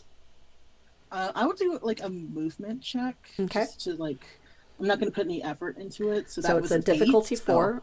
So you don't quite manage to make it far enough away. You're stumbling as you move. So you move about 10 feet away, bringing us around to Kale. There is a second floor to this warehouse, correct? Yes. You came down from it. Yeah. Is it open to this, or is it? No, there is a ceiling because you were literally on the second floor and walking around on it, and you had to come downstairs to reach this area. Right. Okay. Then my plan will not work. Is there anywhere for Varen to be placed out of the way? Probably the front of the warehouse and or beyond. Okay. She is maybe 20 feet from it right now. Cool. That is because I have range increase, so I can run up, get on, and then carry her to the front. Okay. Sweep her up onto my back. Because you guys are able to act on the same initiative in Cypher, I will allow, if you are taking this as your action, for Varen's movement to be, instead of moving the 10 feet, starting to stumble in that direction, and if she would like to cooperate, grab on to you and you drag her and or carry her along. I will do that. Okay, in that case, you are able to move her. Cool. And then I will stop by the front of the warehouse, let her hop off, and kind of put myself in between her and Luis. Okay. So that brings us Like fully blocking the space between the two of them. So that brings us to Luis, because he is. I told you guys that you were fighting against. You have a tendency to try and face the bosses early. You do. You do we have a do. tendency to try and face the love bosses early. So he is going to run at you guys, and you are in the way. So he will attack you instead of Varen at least this That round. was the plan. That's the plan. Yeah, at least Tank this has round. got a tank. So I would like you to go ahead and make a defense roll. Yep. Nope, that's a 5. Okay, so his sword comes down and he reverses it mid-swing, coming down in a stabbing motion, holding it in reverse, digging between your neck and shoulder, dealing 8 points of damage with Good the thing I have slash. 3 armor. And he looks up from you and across your back at Varen. Yeah, Varen, like I'm he is not even making here. eye contact with you. Just that consistent burning rage that you have seen on him since you activated the shadows. We have 2 thugs left. One is going to attack Fong, and one is going to attack Val. The one that is attacking Val is hindered because he stumbled very actively and fearfully away from Luis as Luis passed by him trying to get to the other two. So prior to any benefits, that would be a 9, and for Fong, that would be a 4. Fong, you're reduced by how much? So I've got my You're in the bubble of protection again. got effort, and I've got bubble. Okay. So 3. So that brings it down to a 1. You're in the bubble of protection as well. So what are you rolling against, Bal? How many are you reduced? You rolled an 8. So either way, because it was hindered from that and then the bubble, that dropped it to at least a 3. Yay. Or at least a 2. So both of you dodge out of the way. Fong, do you use your Fongness? Yeah. You use your Fongness. Okay. Let's go. Let's redirect, baby. Yes. This will also be the last round before we take a break. 19. 19. Damn. All right. So what do you like? Just butt tap this guy into stabbing his friend? Like what? How does this work? Yeah, I would love that. All right. I will take this direction. Let's do a butt tap. All right, so yeah, he goes to try and hey, whiskey. He goes to try and gut you, and just because he hasn't seen any of the shit that's been happening out front, he doesn't even know to be prepared. You spin around him, just either use your staff or kick him in the butt, and he stumbles forward and instead stabs the other guy in the gut with his sword. Dealing, you rolled a minor effect, and for this fight, I have been allowing you to use the extra damage on your redirects, which brings it to so 9 would be a 3 added to the 4, coming to a 7. Let's go. Okay, so one of them has taken damage from the other and is like coughing up blood in his friend's face. Val, it is your turn.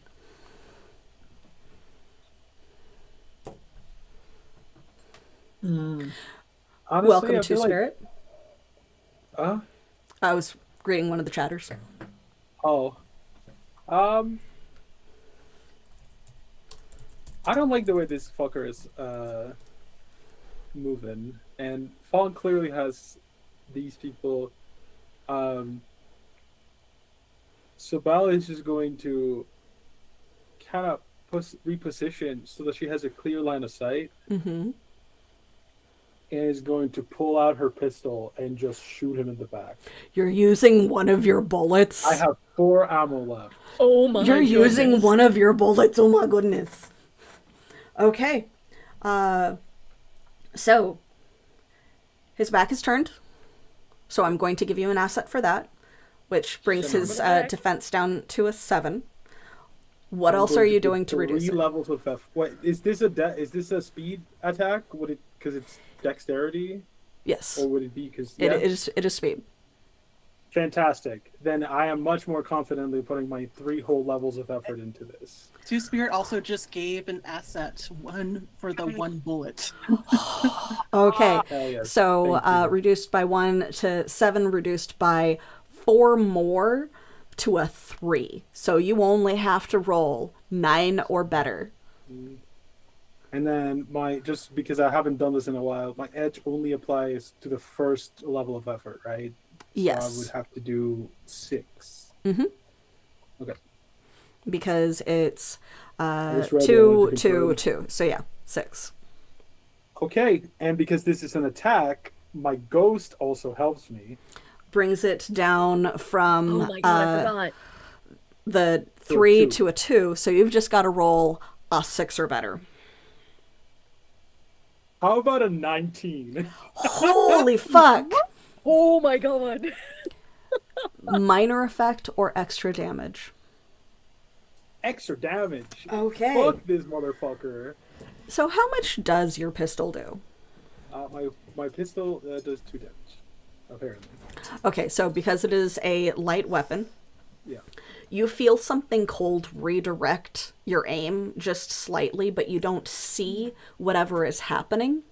And then just tearing through his shoulder is 5 points of damage. That his shadowy armor is still partially inactive because it hasn't come back around to his turn yet. Right. So he does take the full amount of damage from you. I think since we're about to go to break, with the barrel of the gun smoking, it's still pointed at him and go, "Oi! Don't hurt my people." There, yeah. Val has You're the gun. captain. I would like to tell you that, guys, that you have also finally reduced him to half health. He's bloodied. Yes. So, Now, you're talking to a group of people who saw him bleed once and know that if you can bleed, he can die. So, bringing us around Yeah. to Fong. You've got 2 thugs and a very vicious boss that is trying to go after your other friends. So who are you attacking first? I'm attacking the thug in front of me that is hurt. Okay. I think that Fong, like, seeing Ball take the shot at Luis, I think Fong was like, oh yeah, this is this is my job right here. Clean up. Okay, here. okay. That is an 18. Easy hit, We've rolled extra a lot of damage. those. My goodness. You don't have to, like, tell me how much you do because this guy is already injured, and with how much damage you do anyway, he's taken it all, and he is, like, just on the ground, probably head caved in. Snap. I'd say, like, as part of this, there's just like a little extra oomph as far as like the way Fong is moving. Jesus It's just fuck. pure efficiency. And I would like to use my attack flourish to send Varen an asset on her next task. And then successive attack on the thug that is still standing next to me. Okay, give me a roll. 19! Fuck. Okay, so I'm assuming extra damage. Yes. So And you know what? Just to make sure, yeah. I have my free effort from crushing blow to the damage, but I'm gonna put an extra effort onto the damage. Okay, Just so yes, that I this guy is down. You do not need to worry about him anymore. yeah. He is And down. and I'm gonna send again with another attack flourish, and I think in this case it's just a matter of like um the way that Fong shoves his staff into the chest of this guy sends him flying up against the warehouse wall, and he like does that little cartoonish slide down with that sound. And I'm gonna send another asset to Baron because it seems like Baron is the target. 2 levels of asset. Very good. So definitely mark that down, please, that you've got those 2. Because that was the last round, or that was the last turn in this round. And we will be going to break so that people can get up, stress, decompress, stretch, decompress a little bit from the stress No, of the stress combat. is right. Stress. Fresh is correct. Yeah. Yeah. No, we're That's fine. correct. Because yeah, he's finally at half health after like a stream, like a game and a half worth of stream. Cool. And we'll be back in about 5-ish minutes. Thank you so much, guys. Stay tuned. As the audience, also, please get up, stretch, get yourself some water. We will be back shortly. Thank you all so much. Bye-bye.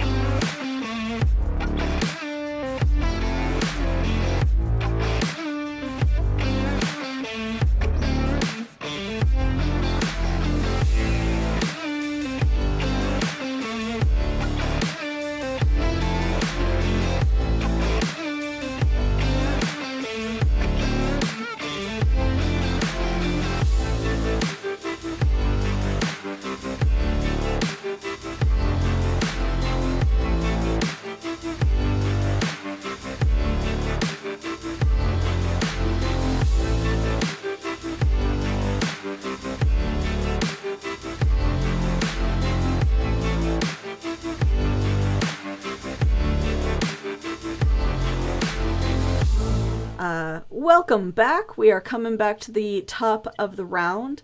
If you wanted to share that with the other players, by the way, Alina, you can, because since that is an optional rule that I am allowing for the fight and for the game, you can share that not just with the audience, but with the other players so that they know that it is something that they can choose to do.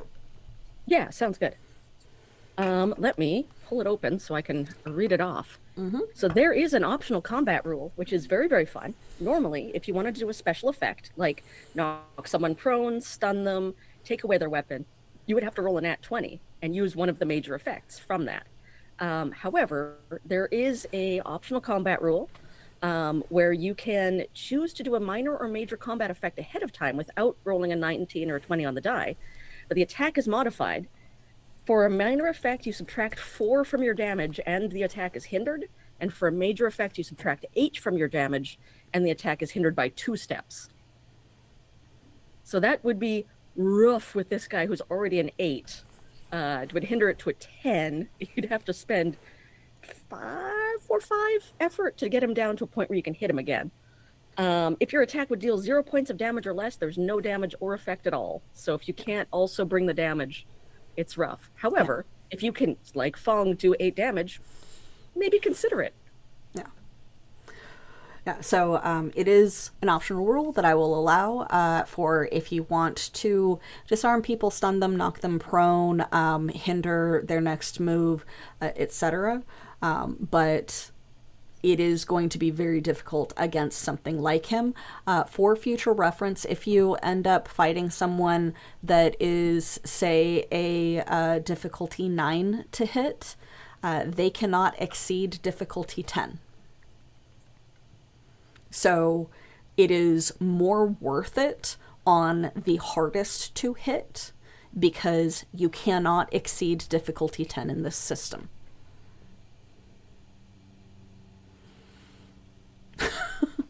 But we do come back to the top of the round.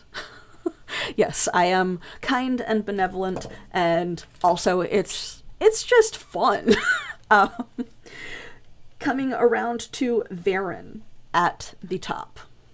Right. And we had already established this right before we went to break that I normally would have to use those 2 assets on this round, but since I'm going to use my 1 action recovery roll, Evie has also allowed me to wait until I actually take a physical attack roll on my next round. So I am going to do my recovery roll and get my intellect back up out of 0. Yeah. You don't have to praise me and Highly suck recommend up. it, though. Yeah, you don't have to praise and suck up to me. The rules are the rules. I'm just explaining why. This is also a heavily homebrewed campaign. I am doing dual focus for you guys. So anyone who is already familiar with Cypher is... I'll hail Eviar Overlord. Anyone who is already familiar with Cypher is going to see some stuff that's different in this campaign from a normal campaign. But yes, so go ahead and do your action recovery. Are you going to attempt to back up to 10 feet further to get, out of the Yes. Okay. So I'm not gonna put effort into it. I'm just gonna do the movement. Okay, so 10 feet further away. Yes. Bringing us to Kale. Are you gonna make the attempt? Who was just been stabbed in the neck, throws their head back and roars with rage. And then they whip their head around to stare at Louise, who is probably too far gone in rage, but that's fine. They're still going to glare at him and say, "Many of my lives have been ended by men with swords. This is not one of them." For reasons that you do not know, please make an interaction roll. Oh. All right. Does any empathetic or reading people help? No. Oh, this is just straight up. 18. Oh, well, it doesn't matter. I was going to mention that you have a free asset. Yeah. His eyes shift from the backing away Varen to you. Oh, good. You can tell that he is not seeing you. but he is now focused on you. That's fine. That's what I want. All right. Now, I looked up that optional rule because I was like, he's just stuck a sword in my neck, and Kale hates swords with just a burning passion. And so I was going to try to disarm him. And so I was like, that's a major effect. I'd have to roll really well. I don't know. Can I do that? However, I noted that I still have a nat 20 from chat, rendering that optional rule moot. So I am going to attack with a nat 20 and stun this man. Remember that you do still have to bring the difficulty below 20. That's true. For that to succeed. Yeah. So what are you doing to bring it from an 8 down to a 6? I am going to burn all of my effort on it, and I've still got Pico as well to provide me an asset. So that's 2 effort plus Pico does bring it down. Well, actually, you only need to apply one level of effort. One effort. One effort Then with I will Pico. save myself the points because it comes out of might. Okay, so nat 20, and you are ripping the sword, I think you said, out of his hand. Yep. As you then slash, bite, what are you doing in the attack? Yeah, I'm going to, honestly, I don't think I'm going to disarm him. I will, however, smack him. So Kale will whip around and just bash him with their tail. Okay. Stunning him and like hit him in the side of the head. Okay. So he is, with the nat 20, that is a major effect. So he is stunned for a round as his gaze turns towards you, and he is almost frothing at the mouth in rage.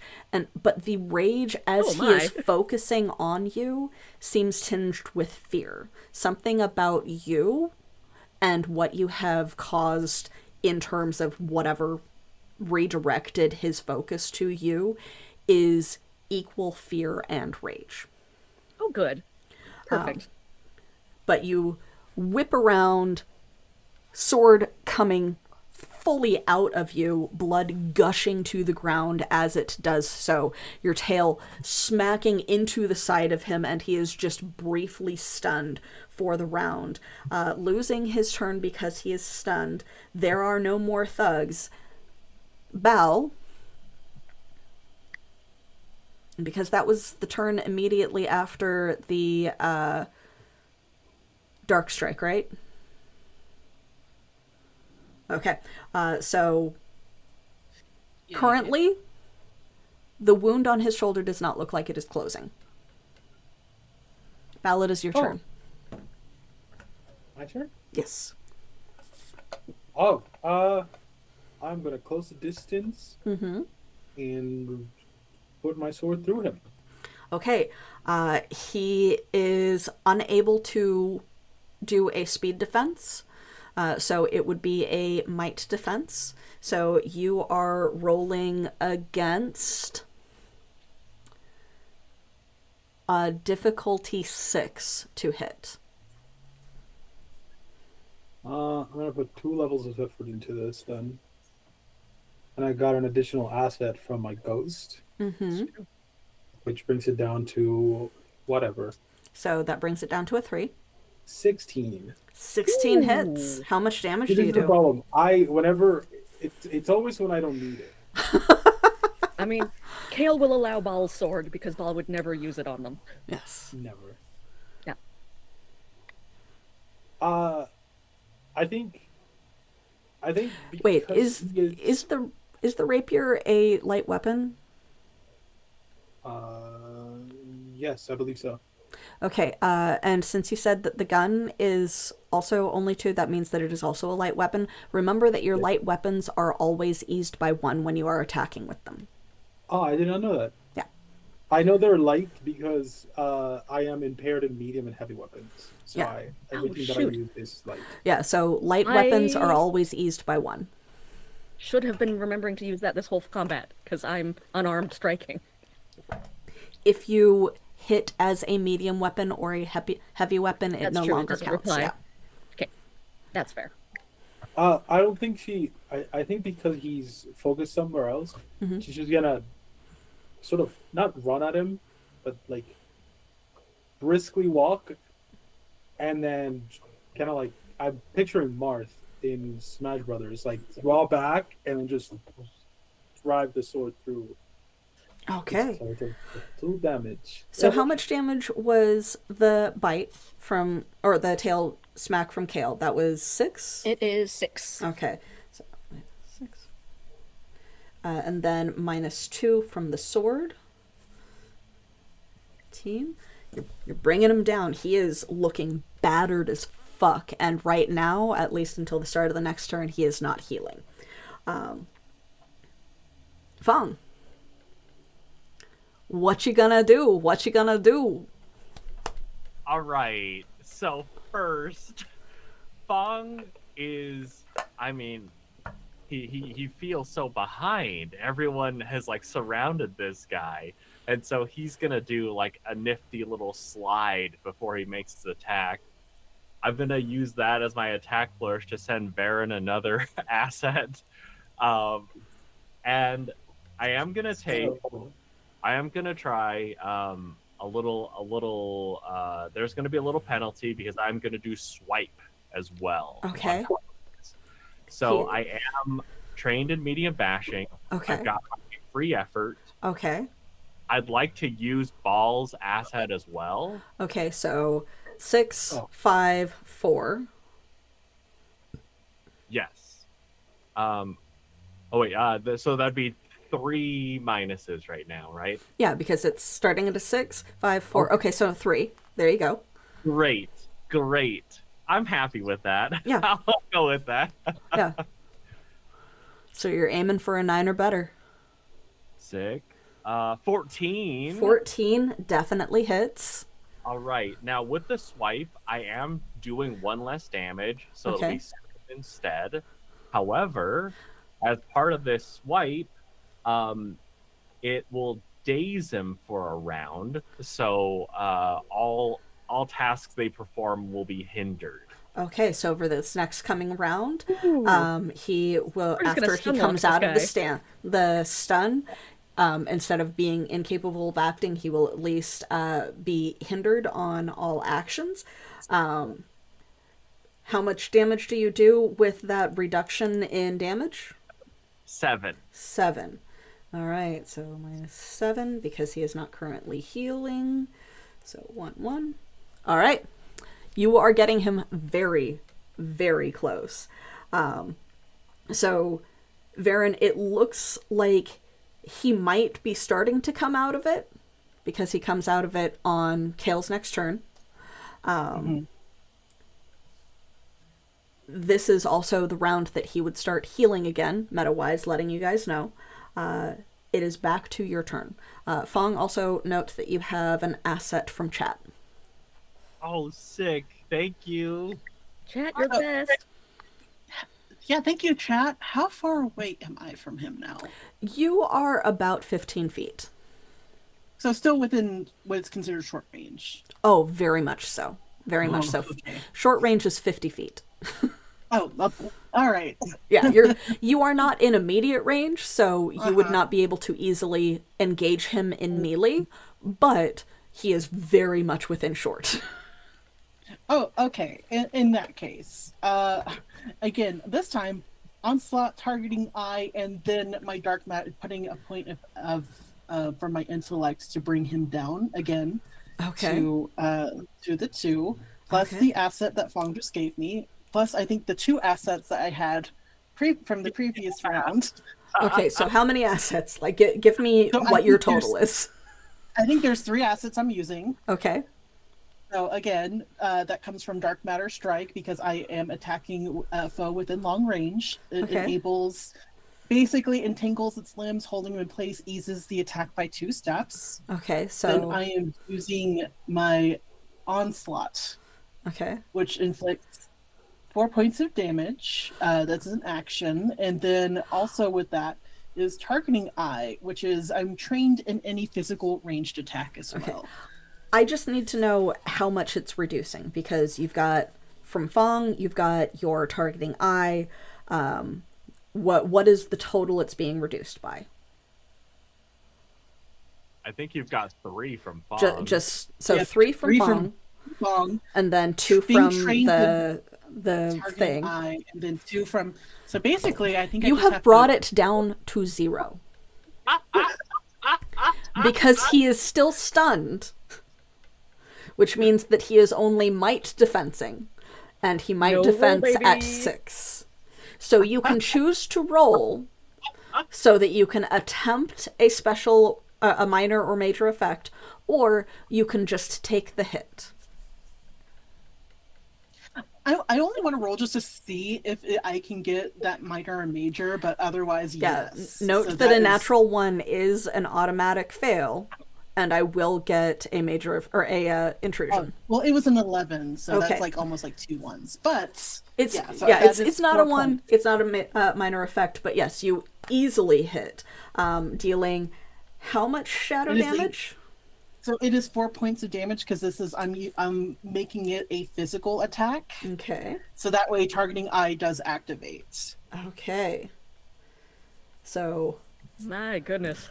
Yeah, targeting eye does not activate if I was doing a mental attack against him. So yeah, another beam of shadow blasts through him, and while the other one is beginning to slowly knit itself together, pushing out your shadow and starting to bind with its own, you hit him again in another part of wherever you're targeting on his body, and that just blasts through him. Where are you hitting him? I feel like I'm basically trying to hit him again over and over in that big chunk, Okay. basically, and you just hear Varen go, "I'm already strong enough without you." Yes, yes, yes, yes. So he is staggered and struggling to stay standing. Kale, it is your turn. He is no longer stunned, so he is difficult to hit now. But because he has been hit with another shadow attack, he is not healing this round. Right. Well, it's time to finish him off. Let's Let's keep hitting this guy until he stops hitting us. Go for it. I'm So- still bleeding from a sword wound. It's Yep. not great. How about a 19? 19. What are you doing to drop it down from the difficulty 8? Just to keep it I in mind. do my normal. I've got 1 asset from Pico. I can spend a effort on it. So that brings 8, it down 7, to 6. yeah, that brings it down just enough. So you hit with a 19. Do you do the extra damage? And I'll put 1 more effort on that for some extra damage. Okay. So how do you bring him down? Ooh. The shadows blast past Kale as they have now whipped around to face him and strike him in the chest.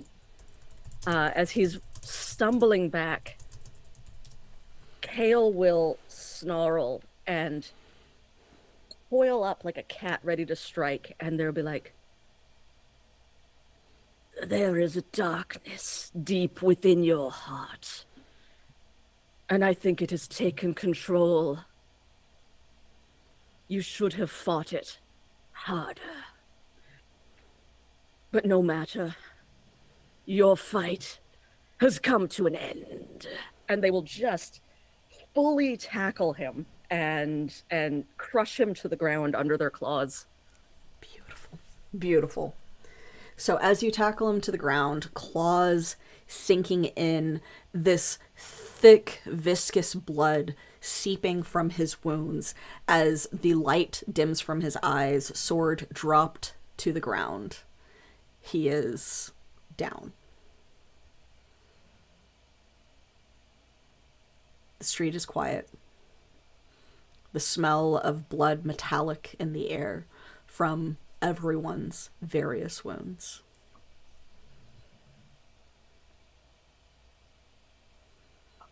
Unless somebody stops me, I'm gonna grab one of my alcohol bottles, dump it on them, and set them on fire.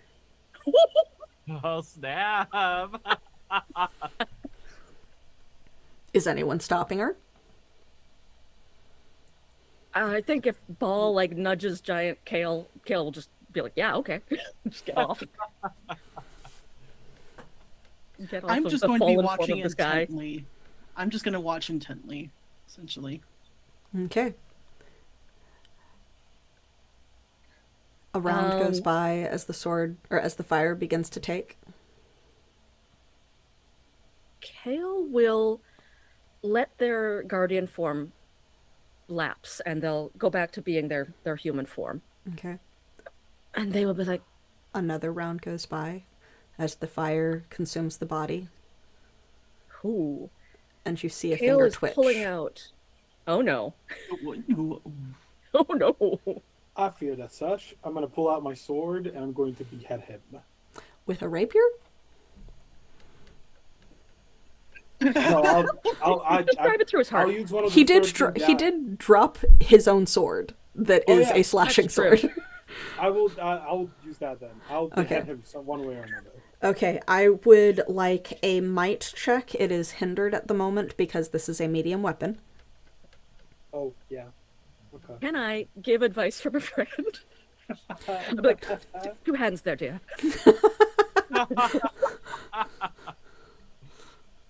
As you try Belle to doesn't wield it have like a two rapier. hands. Belle has a hand That's and a true. tentacle. I'm still a hand-ish. That's okay. I rolled a 19. Oh, Oh, very good. So the fingers twitch, and you see as the flames are engulfing the body, the eyes open, coated in black, shadow underneath the flames beginning to wrap the body, and then the sword comes down, and his head rolls. He is no longer Kale moving, and he is was in the still middle on of fire. taking something out of their clothes or out of their robe, and they're now going to activate the shadow box, the spirit box. To take his soul. Yep. Oh, Oh. fuck! I have questions that I need to ask this man. Oh, I had forgotten you had that. You know that artifact I've been carrying around since the first chronicle and have never, ever, ever used. I had forgotten you had that. Oh my god. That's so funny because I was going to summon his soul also to ask him questions. Well, I've just made it easier for you. Okay, I would like a roll from Kale to Yep. capture this body's spirit as it exits the body. Because I am technically in the process of reaping this man from life, can I give Kale an asset? Yes, especially because of what your focus is. I will allow Yes. you to give Kale an asset in this. Is this something I could put effort on? Yeah, intellect based. Okay. Yeah, let's do that. I'm dumping 2 effort into this as well, so let's have 3 assets. Yeah, because it's the 'Cause I use don't of an trust my rolls yeah, because today. it's the use of a specialized artifact, so I will let it be intellect based. I'm glad I put all that. I only rolled a 10. Okay. So, depending on the So you put 2 levels of effort, and then we have eased by Bal as well, so that brings it down by 3. So there is a moment that you don't realize is happening, but that Varen hears. That same voice that had spoken in your head snarls, and the others don't seem to notice it, but you notice the shadows grow despite the blaze of fire that is consuming this man's body. And it is a snarl, and there is the sound of struggle. And then it goes silent. As far as you know, Kale, the soul or spirit is within the box. Kale will look at it and kind of like almost look embarrassed as they glance over at Ball and be like, I mean, Pico said this wasn't to be trusted in human hands, but mine aren't particularly human, so he'll just hold the box out to her. Does Bow? Oh no, I was there. Yeah. Yeah, you were there. This It's a long time ago. It was so long ago. This is like 2 years real time ago. I think 3. Yeah, probably human, 3. Human or not, I do trust you. So. Guess we don't want we must. So are you he's handing not- it to Bal, or are you just showing it? show it to Ball. Okay. Okay. And I'll be like, I think he's in there? But I don't know what became of the darkness that was riding him. I would also like you to make a perception check to notice the spirit that is just kind of lingering right behind Bal. Yep. I'm the one that can see them. That's Yep. right. And I'm skilled at perception. How about an 11? Yeah, so while you're offering it, you do notice the flickering image of that same captain that you've seen before. Right. So Kale looks you in the eyeball and then looks over your shoulder for a minute, kind of frowns, and then looks back at you. Bao takes a second to look over her shoulder, You would also easily see him. and then immediately freak the fuck out and run out the door.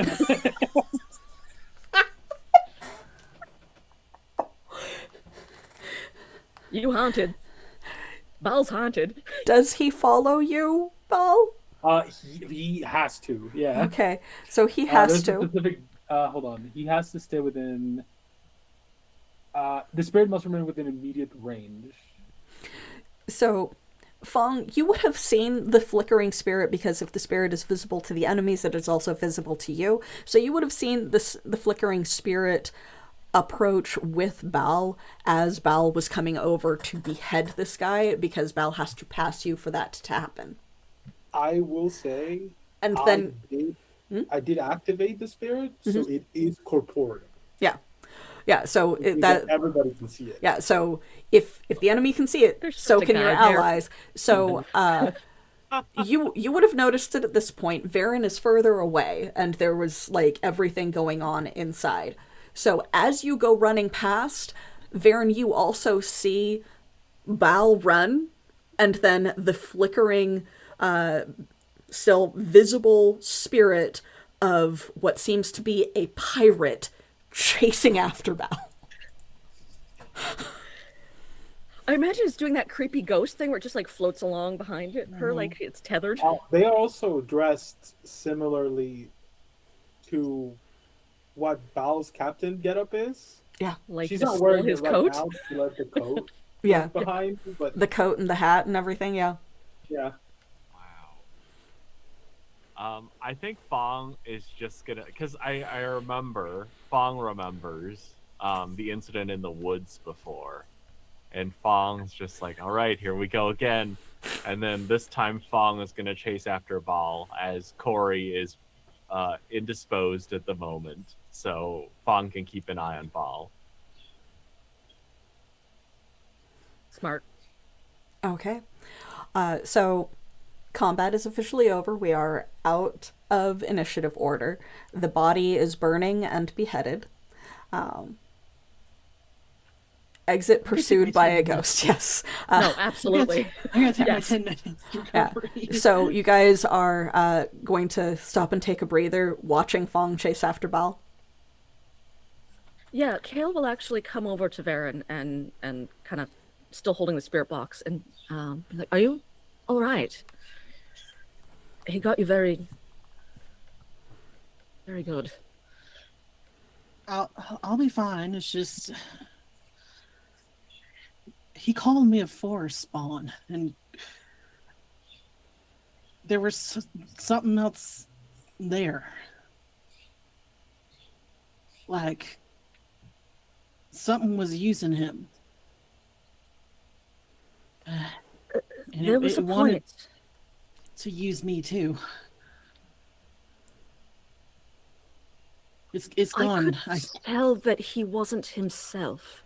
He barely seemed to see me, but he was very focused on you. Yeah, I think whatever I have is like a weaker version of what he was doing or something. But I think whatever it is it comes from the forest, whatever it is. You said before that there is a malevolence in that forest, some darkness, and that the people here believe that it had touched you as well? Your tattoos. Yeah. I heard a voice saying it was going to help. That it was Really? that he wasn't worthy of the help anymore, and I was. Or perhaps it found that you were not tied to this place as he is. I imagine that for a forest to be malevolent must be frustrating to it because it cannot influence things as directly as a person can. I I wanted its help, but I think I could. I think I fought it off for now. Good. Do let me know if it contacts you again. I don't know what good I would do, but maybe I can help you to resist. Yeah, that would be good. Also, I have questions for him, which is why I think he's in here. Varen just is not phased at all by like that word, considering that she's weird. So just anything that is supernatural in favor, she's just 100% just like, yeah, that might be a thing to talk about. Yeah, I have questions too. Let's take some time to gather everyone before we speak with him. I'm not quite sure how this works, honestly. But we will sort that out. We should find your father. Yeah. I have to make sure Saren's back. That we got him back, and maybe. Well, Mama said that we had to leave, but maybe she changed her mind. Maybe. Because maybe we could stay another night. I certainly don't think that he's going to object to us staying as he would have before. Right. And I suspect that anyone who was under his control is now reevaluating their allegiances. Right. Exactly. We should find out, though. Yeah. I needed to figure out what that ghost was. So go ahead and make your 10-minute recoveries if you haven't already. Okay, I already did that. Yeah. I'm gonna make mine. Belle, where are you running? Away. Yeah. I literally in the direction that is not where the ghost is. Well, the ghost is following you. Yep. Mm-hmm. She has enough. I think she knows enough. She knows well enough not to just like abandon town and leave everybody. I think she probably runs like a block or two away, and then just curls up in a ball and starts rocking back and forth, whispering to herself that she's going crazy and that's not real. She's not there. Okay. How long does the spirit accomplice last? Well, that is a good question. Corporeally, it's 10 minutes. 10 I minutes. believe.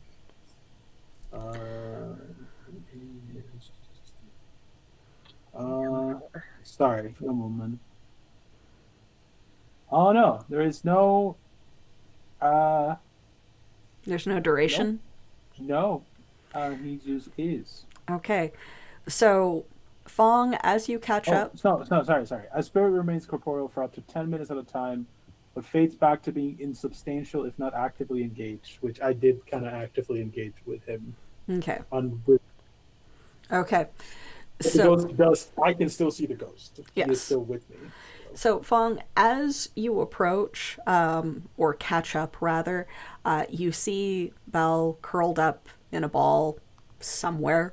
I'm not sure if it's just against a building or down an alley or something, with this ghost that isn't super familiar with you, because I think this is the first time it's been corporeal where you could see it. Standing over her, what seems to be blood dripping from a wound in its chest, holding the same sword that you've seen Bal use. Just standing there, watching her.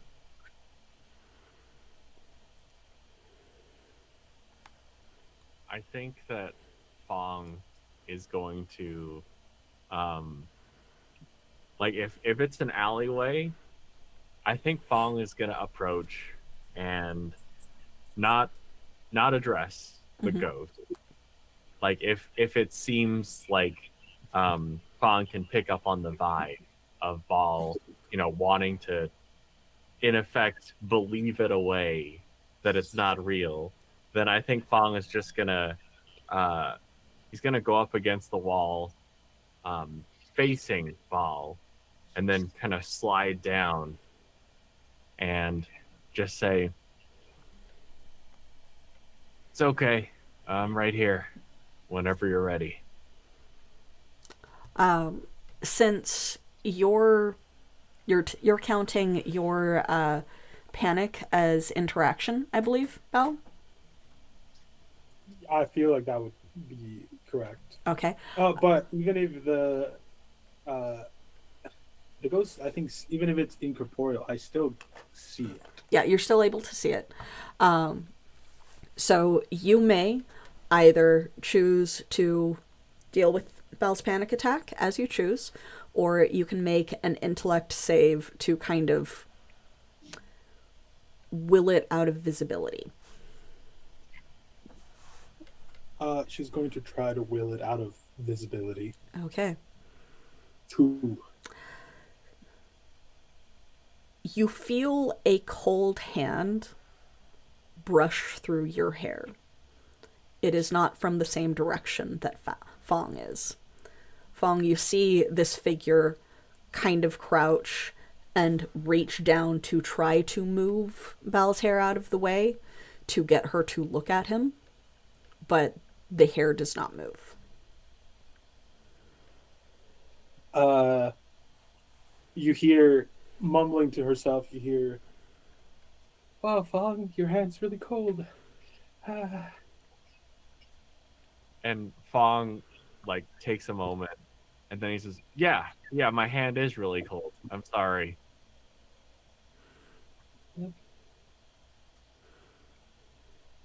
Another couple of moments pass with this figure just kind of standing / crouched over you. Gradually, Fong, it seems to fade from your sight, but Val, you can see just in the corner of your vision a ghostly figure, familiar, as if from your nightmares. I am going to slowly stand up, expressly keeping my back to this ghost, and then look at Fog and go, I need kale. Yeah. Let's go. Yep. And I will, if the ghost is here and I'm here, I'm gonna just do a big arc and go back towards Kale. Fong is just gonna walk alongside, just making sure that Baal is okay and keeping an eye out for any potential threats in this more vulnerable state.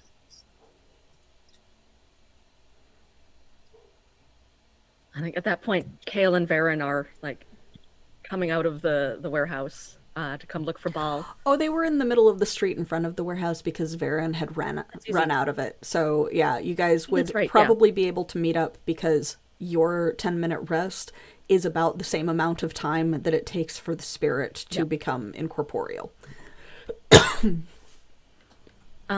Is Corey nearby with Saren? Corey has flee. Corey has tried to flee / carry Saren back to the kind of farm estate, whatever you want to call it.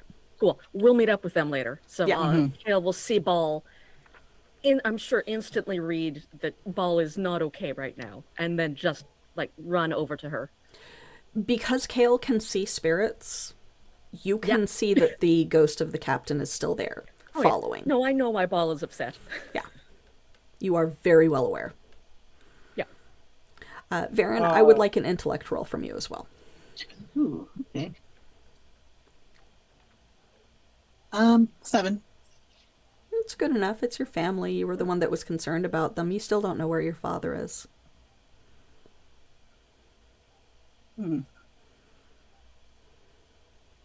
That's concerning. Kale like opens their arms to see if Ball needs a hug. Bal doesn't hug. Bal puts her hands on Kale's shoulders and goes, and just points over her like back at the ghost and goes, "Do you see that?" Yes. I mean, we've both gone crazy. Or spirits exist, which we both know. Yeah, but why is it gotta be his? I think he's maybe not anchored to you, but interested in you is the impression that I get. Oh, you don't know how creepy those words are.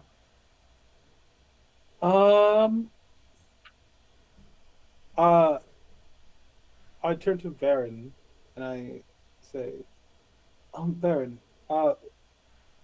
based on what I've told Corey, he's probably taking your sibling somewhere safe, which would probably be your home.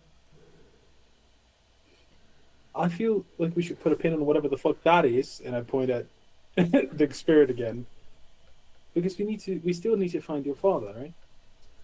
Yeah, we do. I hadn't seen any trace of him yet. Brilliant. We should search the warehouse and then first, and then we'll go out from there. I think that's a good idea, yeah. Feng, you would know which buildings specifically the thugs all came out of as well. That might be the place. Sick. Fong will lead the way. So, warehouse first or the buildings? Buildings, I guess, because Buildings, yeah. Okay. at a run. Yeah. Let's go fast. To one side is some sort of repair shop with what seems to be an apartment or something above it. To another side is a I wouldn't call it like a blacksmith shop, though it's arranged in a very similar fashion. It is a location meant for shoeing horses, with kind of a shed to the side, which is where the minions essentially came running out of. I think Fong would like gesture towards these locations, but then head towards where the minions came out of first. Well, they came out of two buildings because of how Oh. many there were. So, which of I'll the two go- buildings are you going to? I'll go to the one that Fong doesn't go to, so we can split the task. I'll Okay. stay with Ball. Okay. If Varen wants to go with Then Ball. I'll go with Fong. Yeah. Okay. Yep. So, which one are each of you guys going to? Blacksmith shop. Okay. Yeah. We'll go to the other one. Yep. Okay. So you guys roll to see who we determine first. Do some Yeah, like let's. investigation. Yeah, well, no, it's basically a roll Roll. for initiative to see which location is Oh, resolved gotcha. first. So we've I got got a 12. 7. 8. 2. Okay, God, so we all rolled terrible. Bal and Kale have I the would rather us have the roll higher. terrible here. Yeah, have the higher total.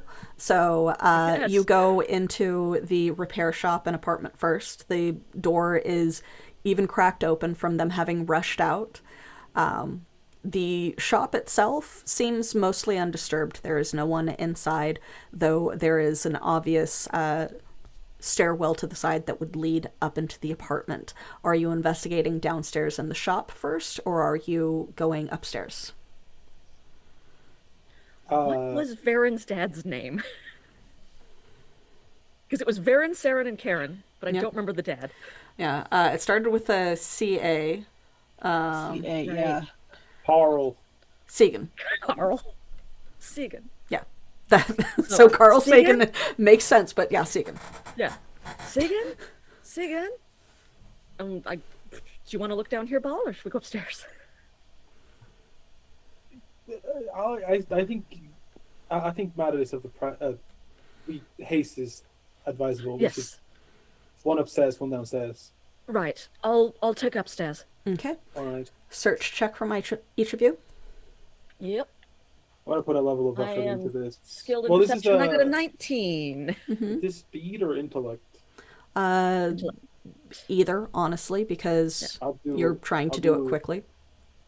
I'll do intellect so that I can have a free level of effort because I'm gonna need it. Natural 1. Ooh, Okay. a 19. I stole your luck. Upstairs, you find a couple extra crossbows and like an entire box of crossbow bolts, as well as what seems to be the apartment of whoever would run this shop. Right. Downstairs, it looks like a repair shop. You're not even sure what it does, what type of repairs it does. Is there like a safe or some kind? Because I might get distracted trying to break into it. Nope. Just work tables and pieces of equipment and wood that you do not know what they go to. A variety of tools. What a weird place. There's nothing up here that I can see. Kale, you would find the safe. Oh, okay. Oh, well then is it upstairs? The safe is upstairs, yes. There is not an individual, though. You do not either of you find Segan. How much strength would you need to break the safe open? Breaking an iron safe is probably a difficulty 7 task. Cool. I have wreck, Yeah. is why I ask. So I could bump it up to an 8 and then bring it back down with effort. Mm-hmm. Do a 6 and then. Yeah, it's a -1 attack penalty. But it's specifically good against barriers. Mm-hmm. 6 is still not enough to bring it down, though. What a cool I could sentence. use an I have asset. wreck is- Okay. I have wreck. I will bring it down to a 5 because I have balls asset. Which Okay. I've not used today. Okay. So I marked that down. 15 or better. How about another 19? 19.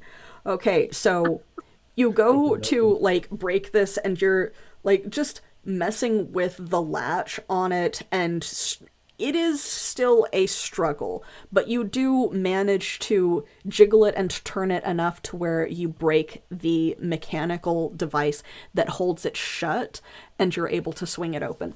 And There's like a wrenching noise of metal from upstairs. Yeah, there's a massive, like, clang sound upstairs. And inside you find probably 500 clip. Okay, I'm gonna write that down. That's really good. Yeah. There's a sound of a hammer clattering from downstairs as I, just like a cat, knock a hammer to the ground. I love this. Getting Shopping? frustrated. Beefy. Shopping? So you hear Kale say, there's nothing up here, and then you hear like some grunting and a like crunching metal creak noise, and then Kale goes, "Oh, I was wrong. There is something." Okay. And they'll come downstairs with like I imagine they've got it like it tucked in their robe, or if it was in a bag, Yeah. they've just got a bag. Uh, I guess I'll start heading upstairs to see what it is that they found. Okay. In the other location that is kind of this smithy slash horseshoeing shop and side shed, I'm assuming that you guys would be able to just kind of see underneath tables and be searching thus in the shed where the guys came out of. Yeah.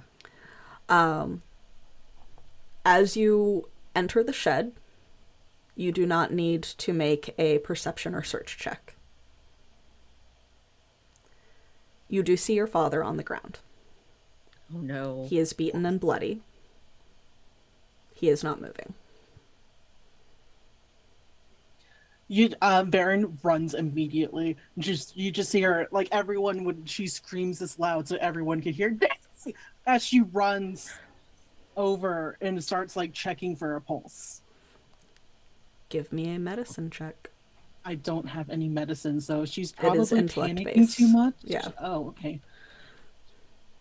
I'm not like necessarily. I'm just mostly in intellect. That was a nat one, so I don't. I think I'm too panicking to. I'm panicking too much to be useful. Your hands are shaking and you can't find a pulse, and just in your head is that voice again. I could have helped. If you had accepted my help, it wouldn't be like this. All you had to do was let me in.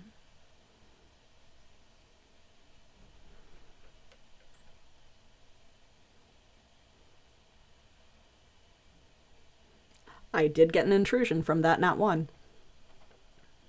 Yeah, no, Varen is she's just like paralyzed, just on the ground, just not sure what to do. Fong, you are with her, helping her to search. Are you doing anything prior to the other two being able to hear the scream and respond? I think that Fong, he doesn't understand injuries that well. And so, like, his natural impulse was like, oh, maybe we move him quick. But then he's like, I don't want to hurt him if I don't know what's going on. Assuming that the scream is loud enough that he would be able to, that's loud enough that Ball and Kale would hear. I think Fong, The two healers. yeah, Fong would start to, like, scope the perimeter just to make sure that there isn't anyone lying in wait that might ambush us. Okay, give me a perception. Right. Very warrior. That's a 4. You don't see anyone. None of us All of the are rolls were ready to used move for down. combat. Nope. Yeah. The two of you do hear Varen scream. Moving. Kale is like just coming down the stairs and Ball was coming up. Kale tosses the bag of clips to Ball, and then we both hear the scream, and I'm sure we both just run. Okay.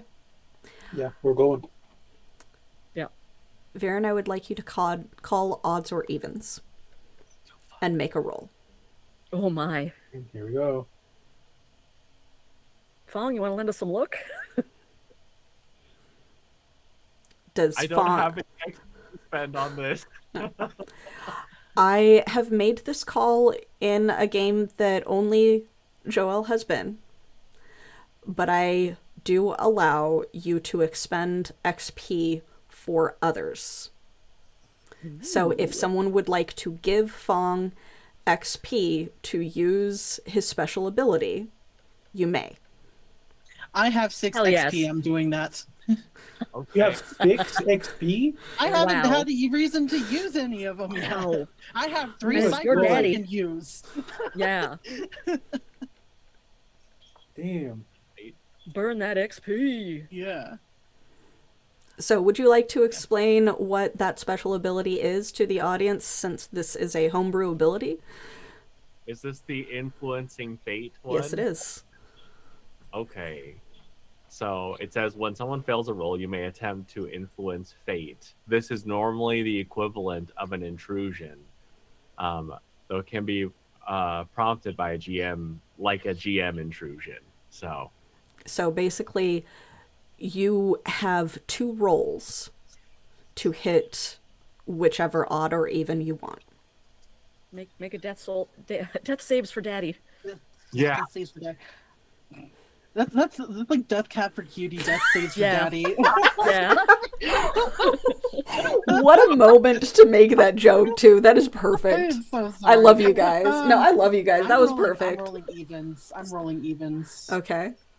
Roll 1 is a 19. Okay, that's odds. So you have Yeah, one I more know. try. That was a 15. Oh no. Oh. So, Kale, as you approach and burst through the door, you see Varen kneeling next to a beaten and bloody figure that you recognize, as well as a spirit standing over them. Oh no. I think Kale just is frozen, and they'll meet eyes with the spirit.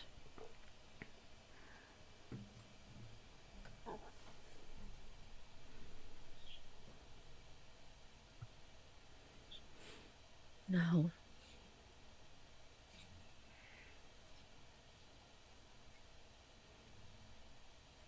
Well, can you do something? Anything?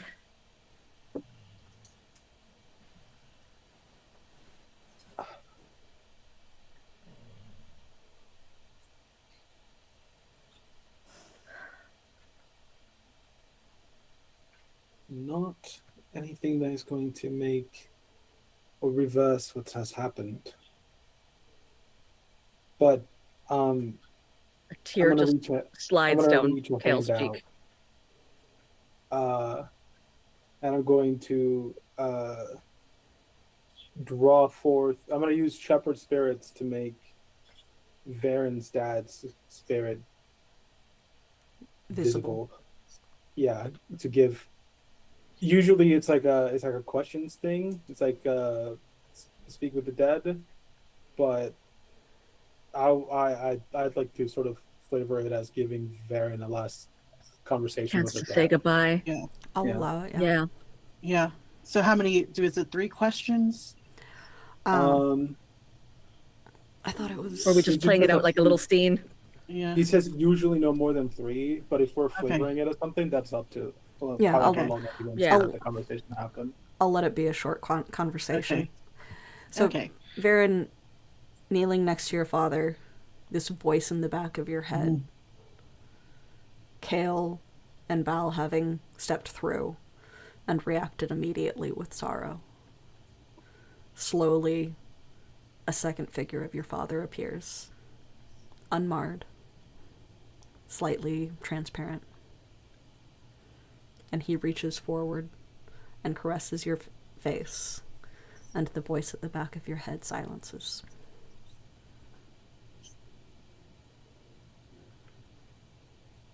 Why did he do this?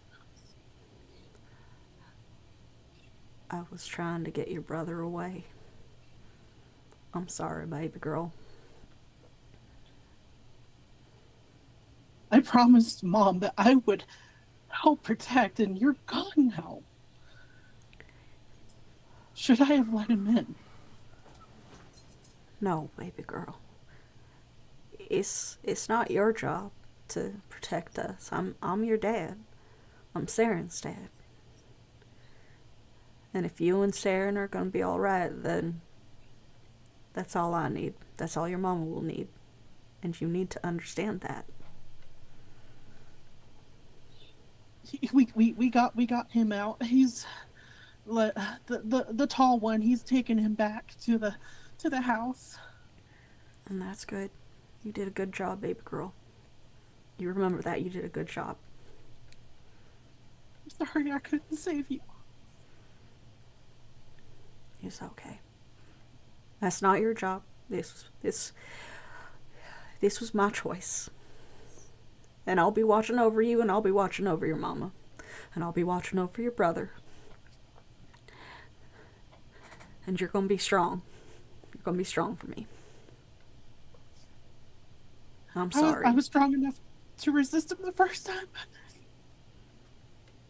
I know you can. I love you, Daddy. I love you too, baby girl.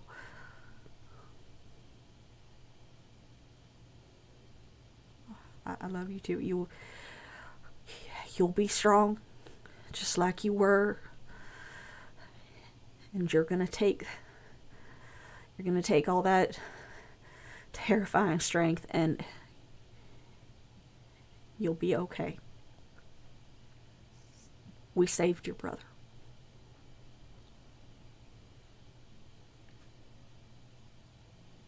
Okay. Is there anything you want to say that I can tell Mama or Saren?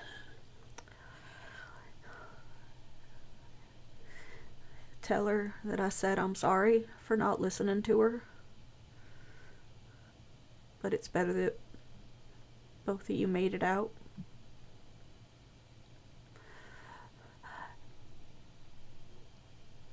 And tell her I'm sorry for the alcohol she's gonna find underneath the bed.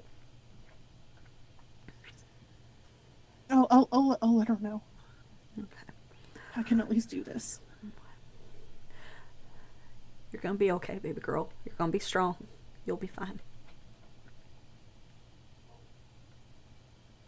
Okay. I love you. I love you too. And he begins to fade.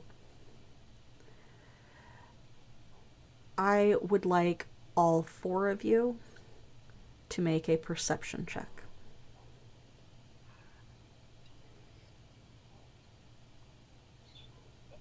Just so everybody knows, you are in my presence, which means that every single one of you get an asset to your perception rolls.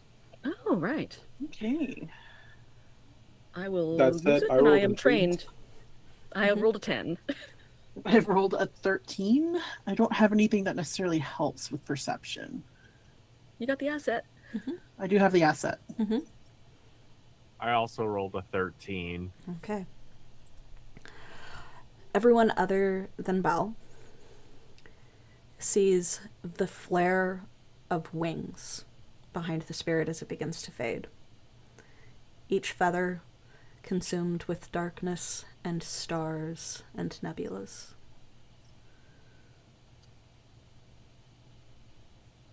There's a cold breeze as the wings wrap around the fading spirit, and they both fade into nothingness.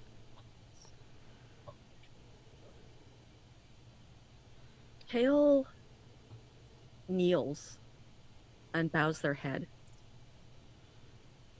as the spirit departs. And there are tears running silently down their face.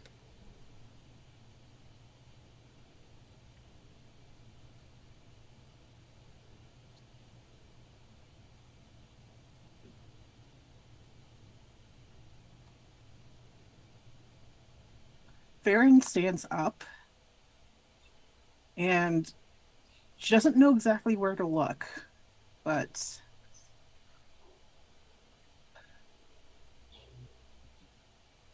she just calls out. She's like, I don't know where you are, you bastard, but I'm strong enough without you, and I will stop whatever it is that you are. You can count on it.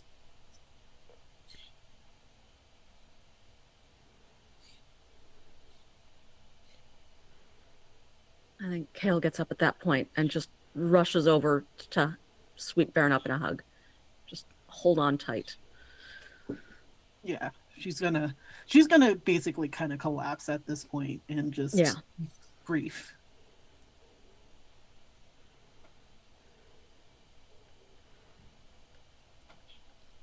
And that's where we're going to end the session for today.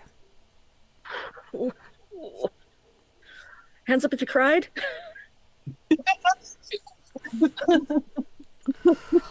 I'm sorry and hope that everyone's doing okay. So, I'm okay. I'm okay. Yeah. Yeah. We went into this knowing that there was the possibility. So Oh yeah. hope that everyone's Mhm. doing okay. But yeah. So let's, I guess, take a moment and then Elias raises Yeah. hand. Yeah, same.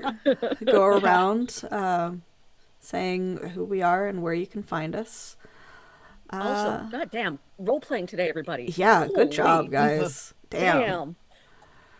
That was an intense session, not just from the combat, but everything. Damn. Mhm. Whew. So, Hmm.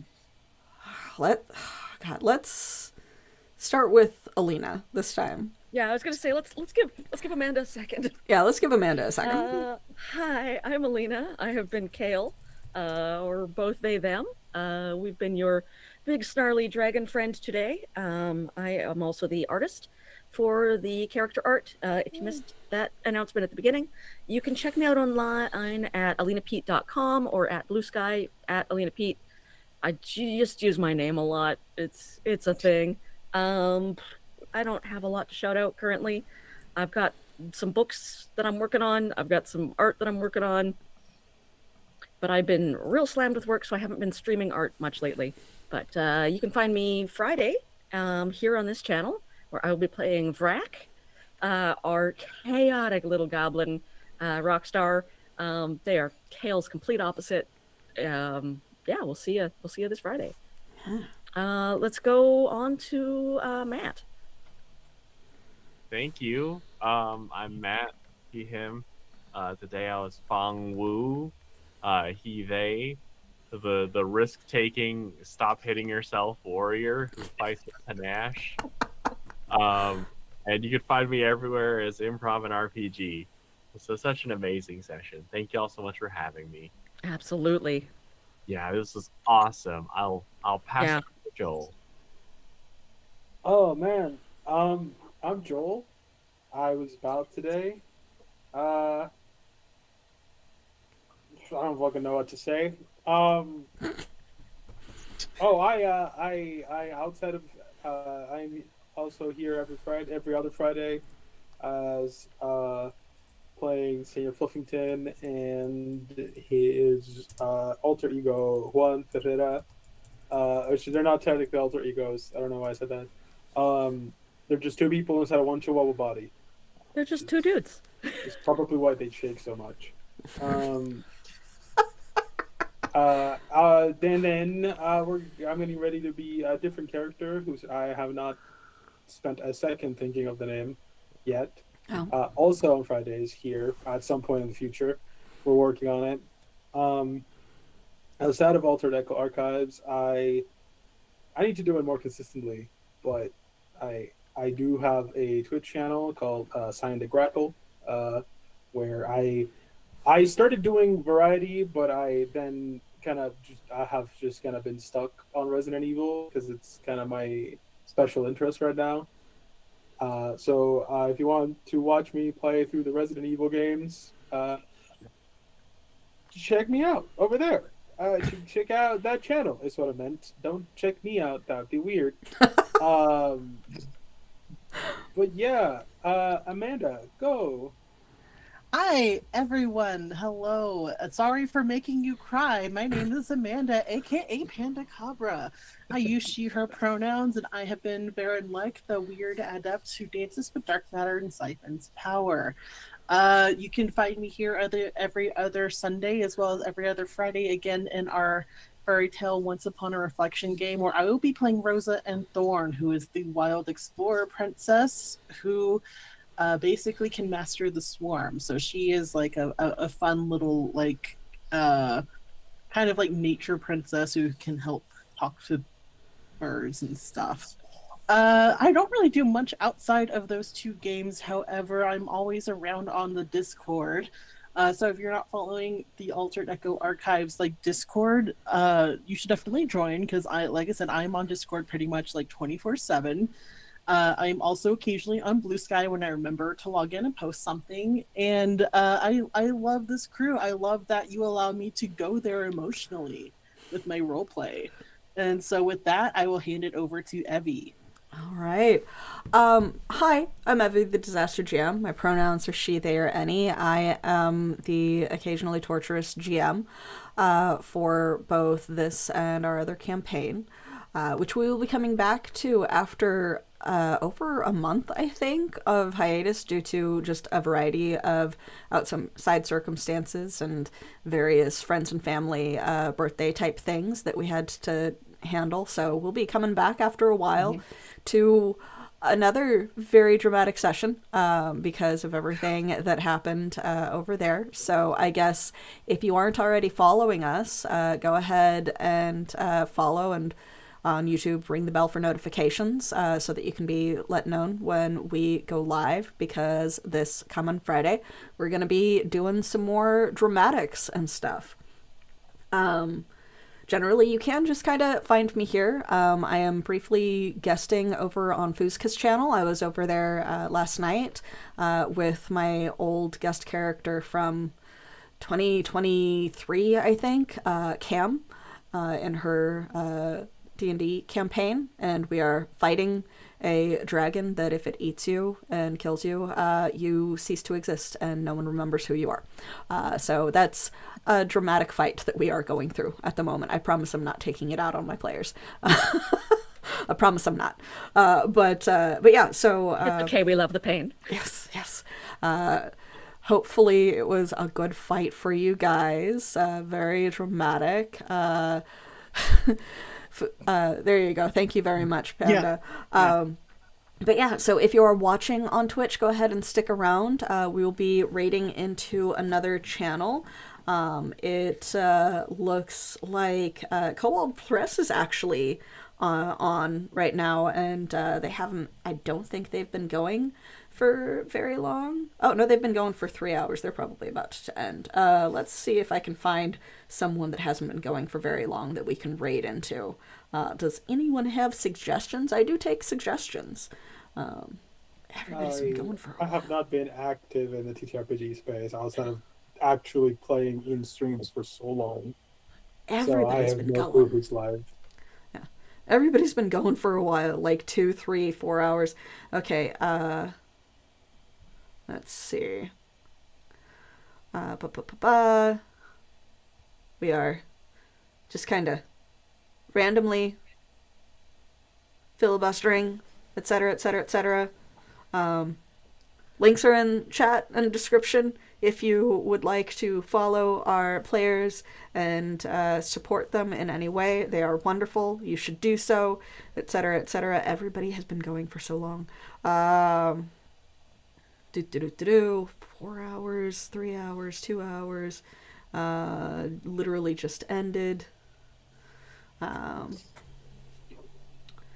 So It doesn't look like Jesus we're gonna fuck. go anywhere. yeah, Jesus fuck. So yeah, we'll I guess raid over into a channel that we've raided before, even though they've also been going for over 2 hours. Behold Roleplay. So yeah, stick around if you can. Bye.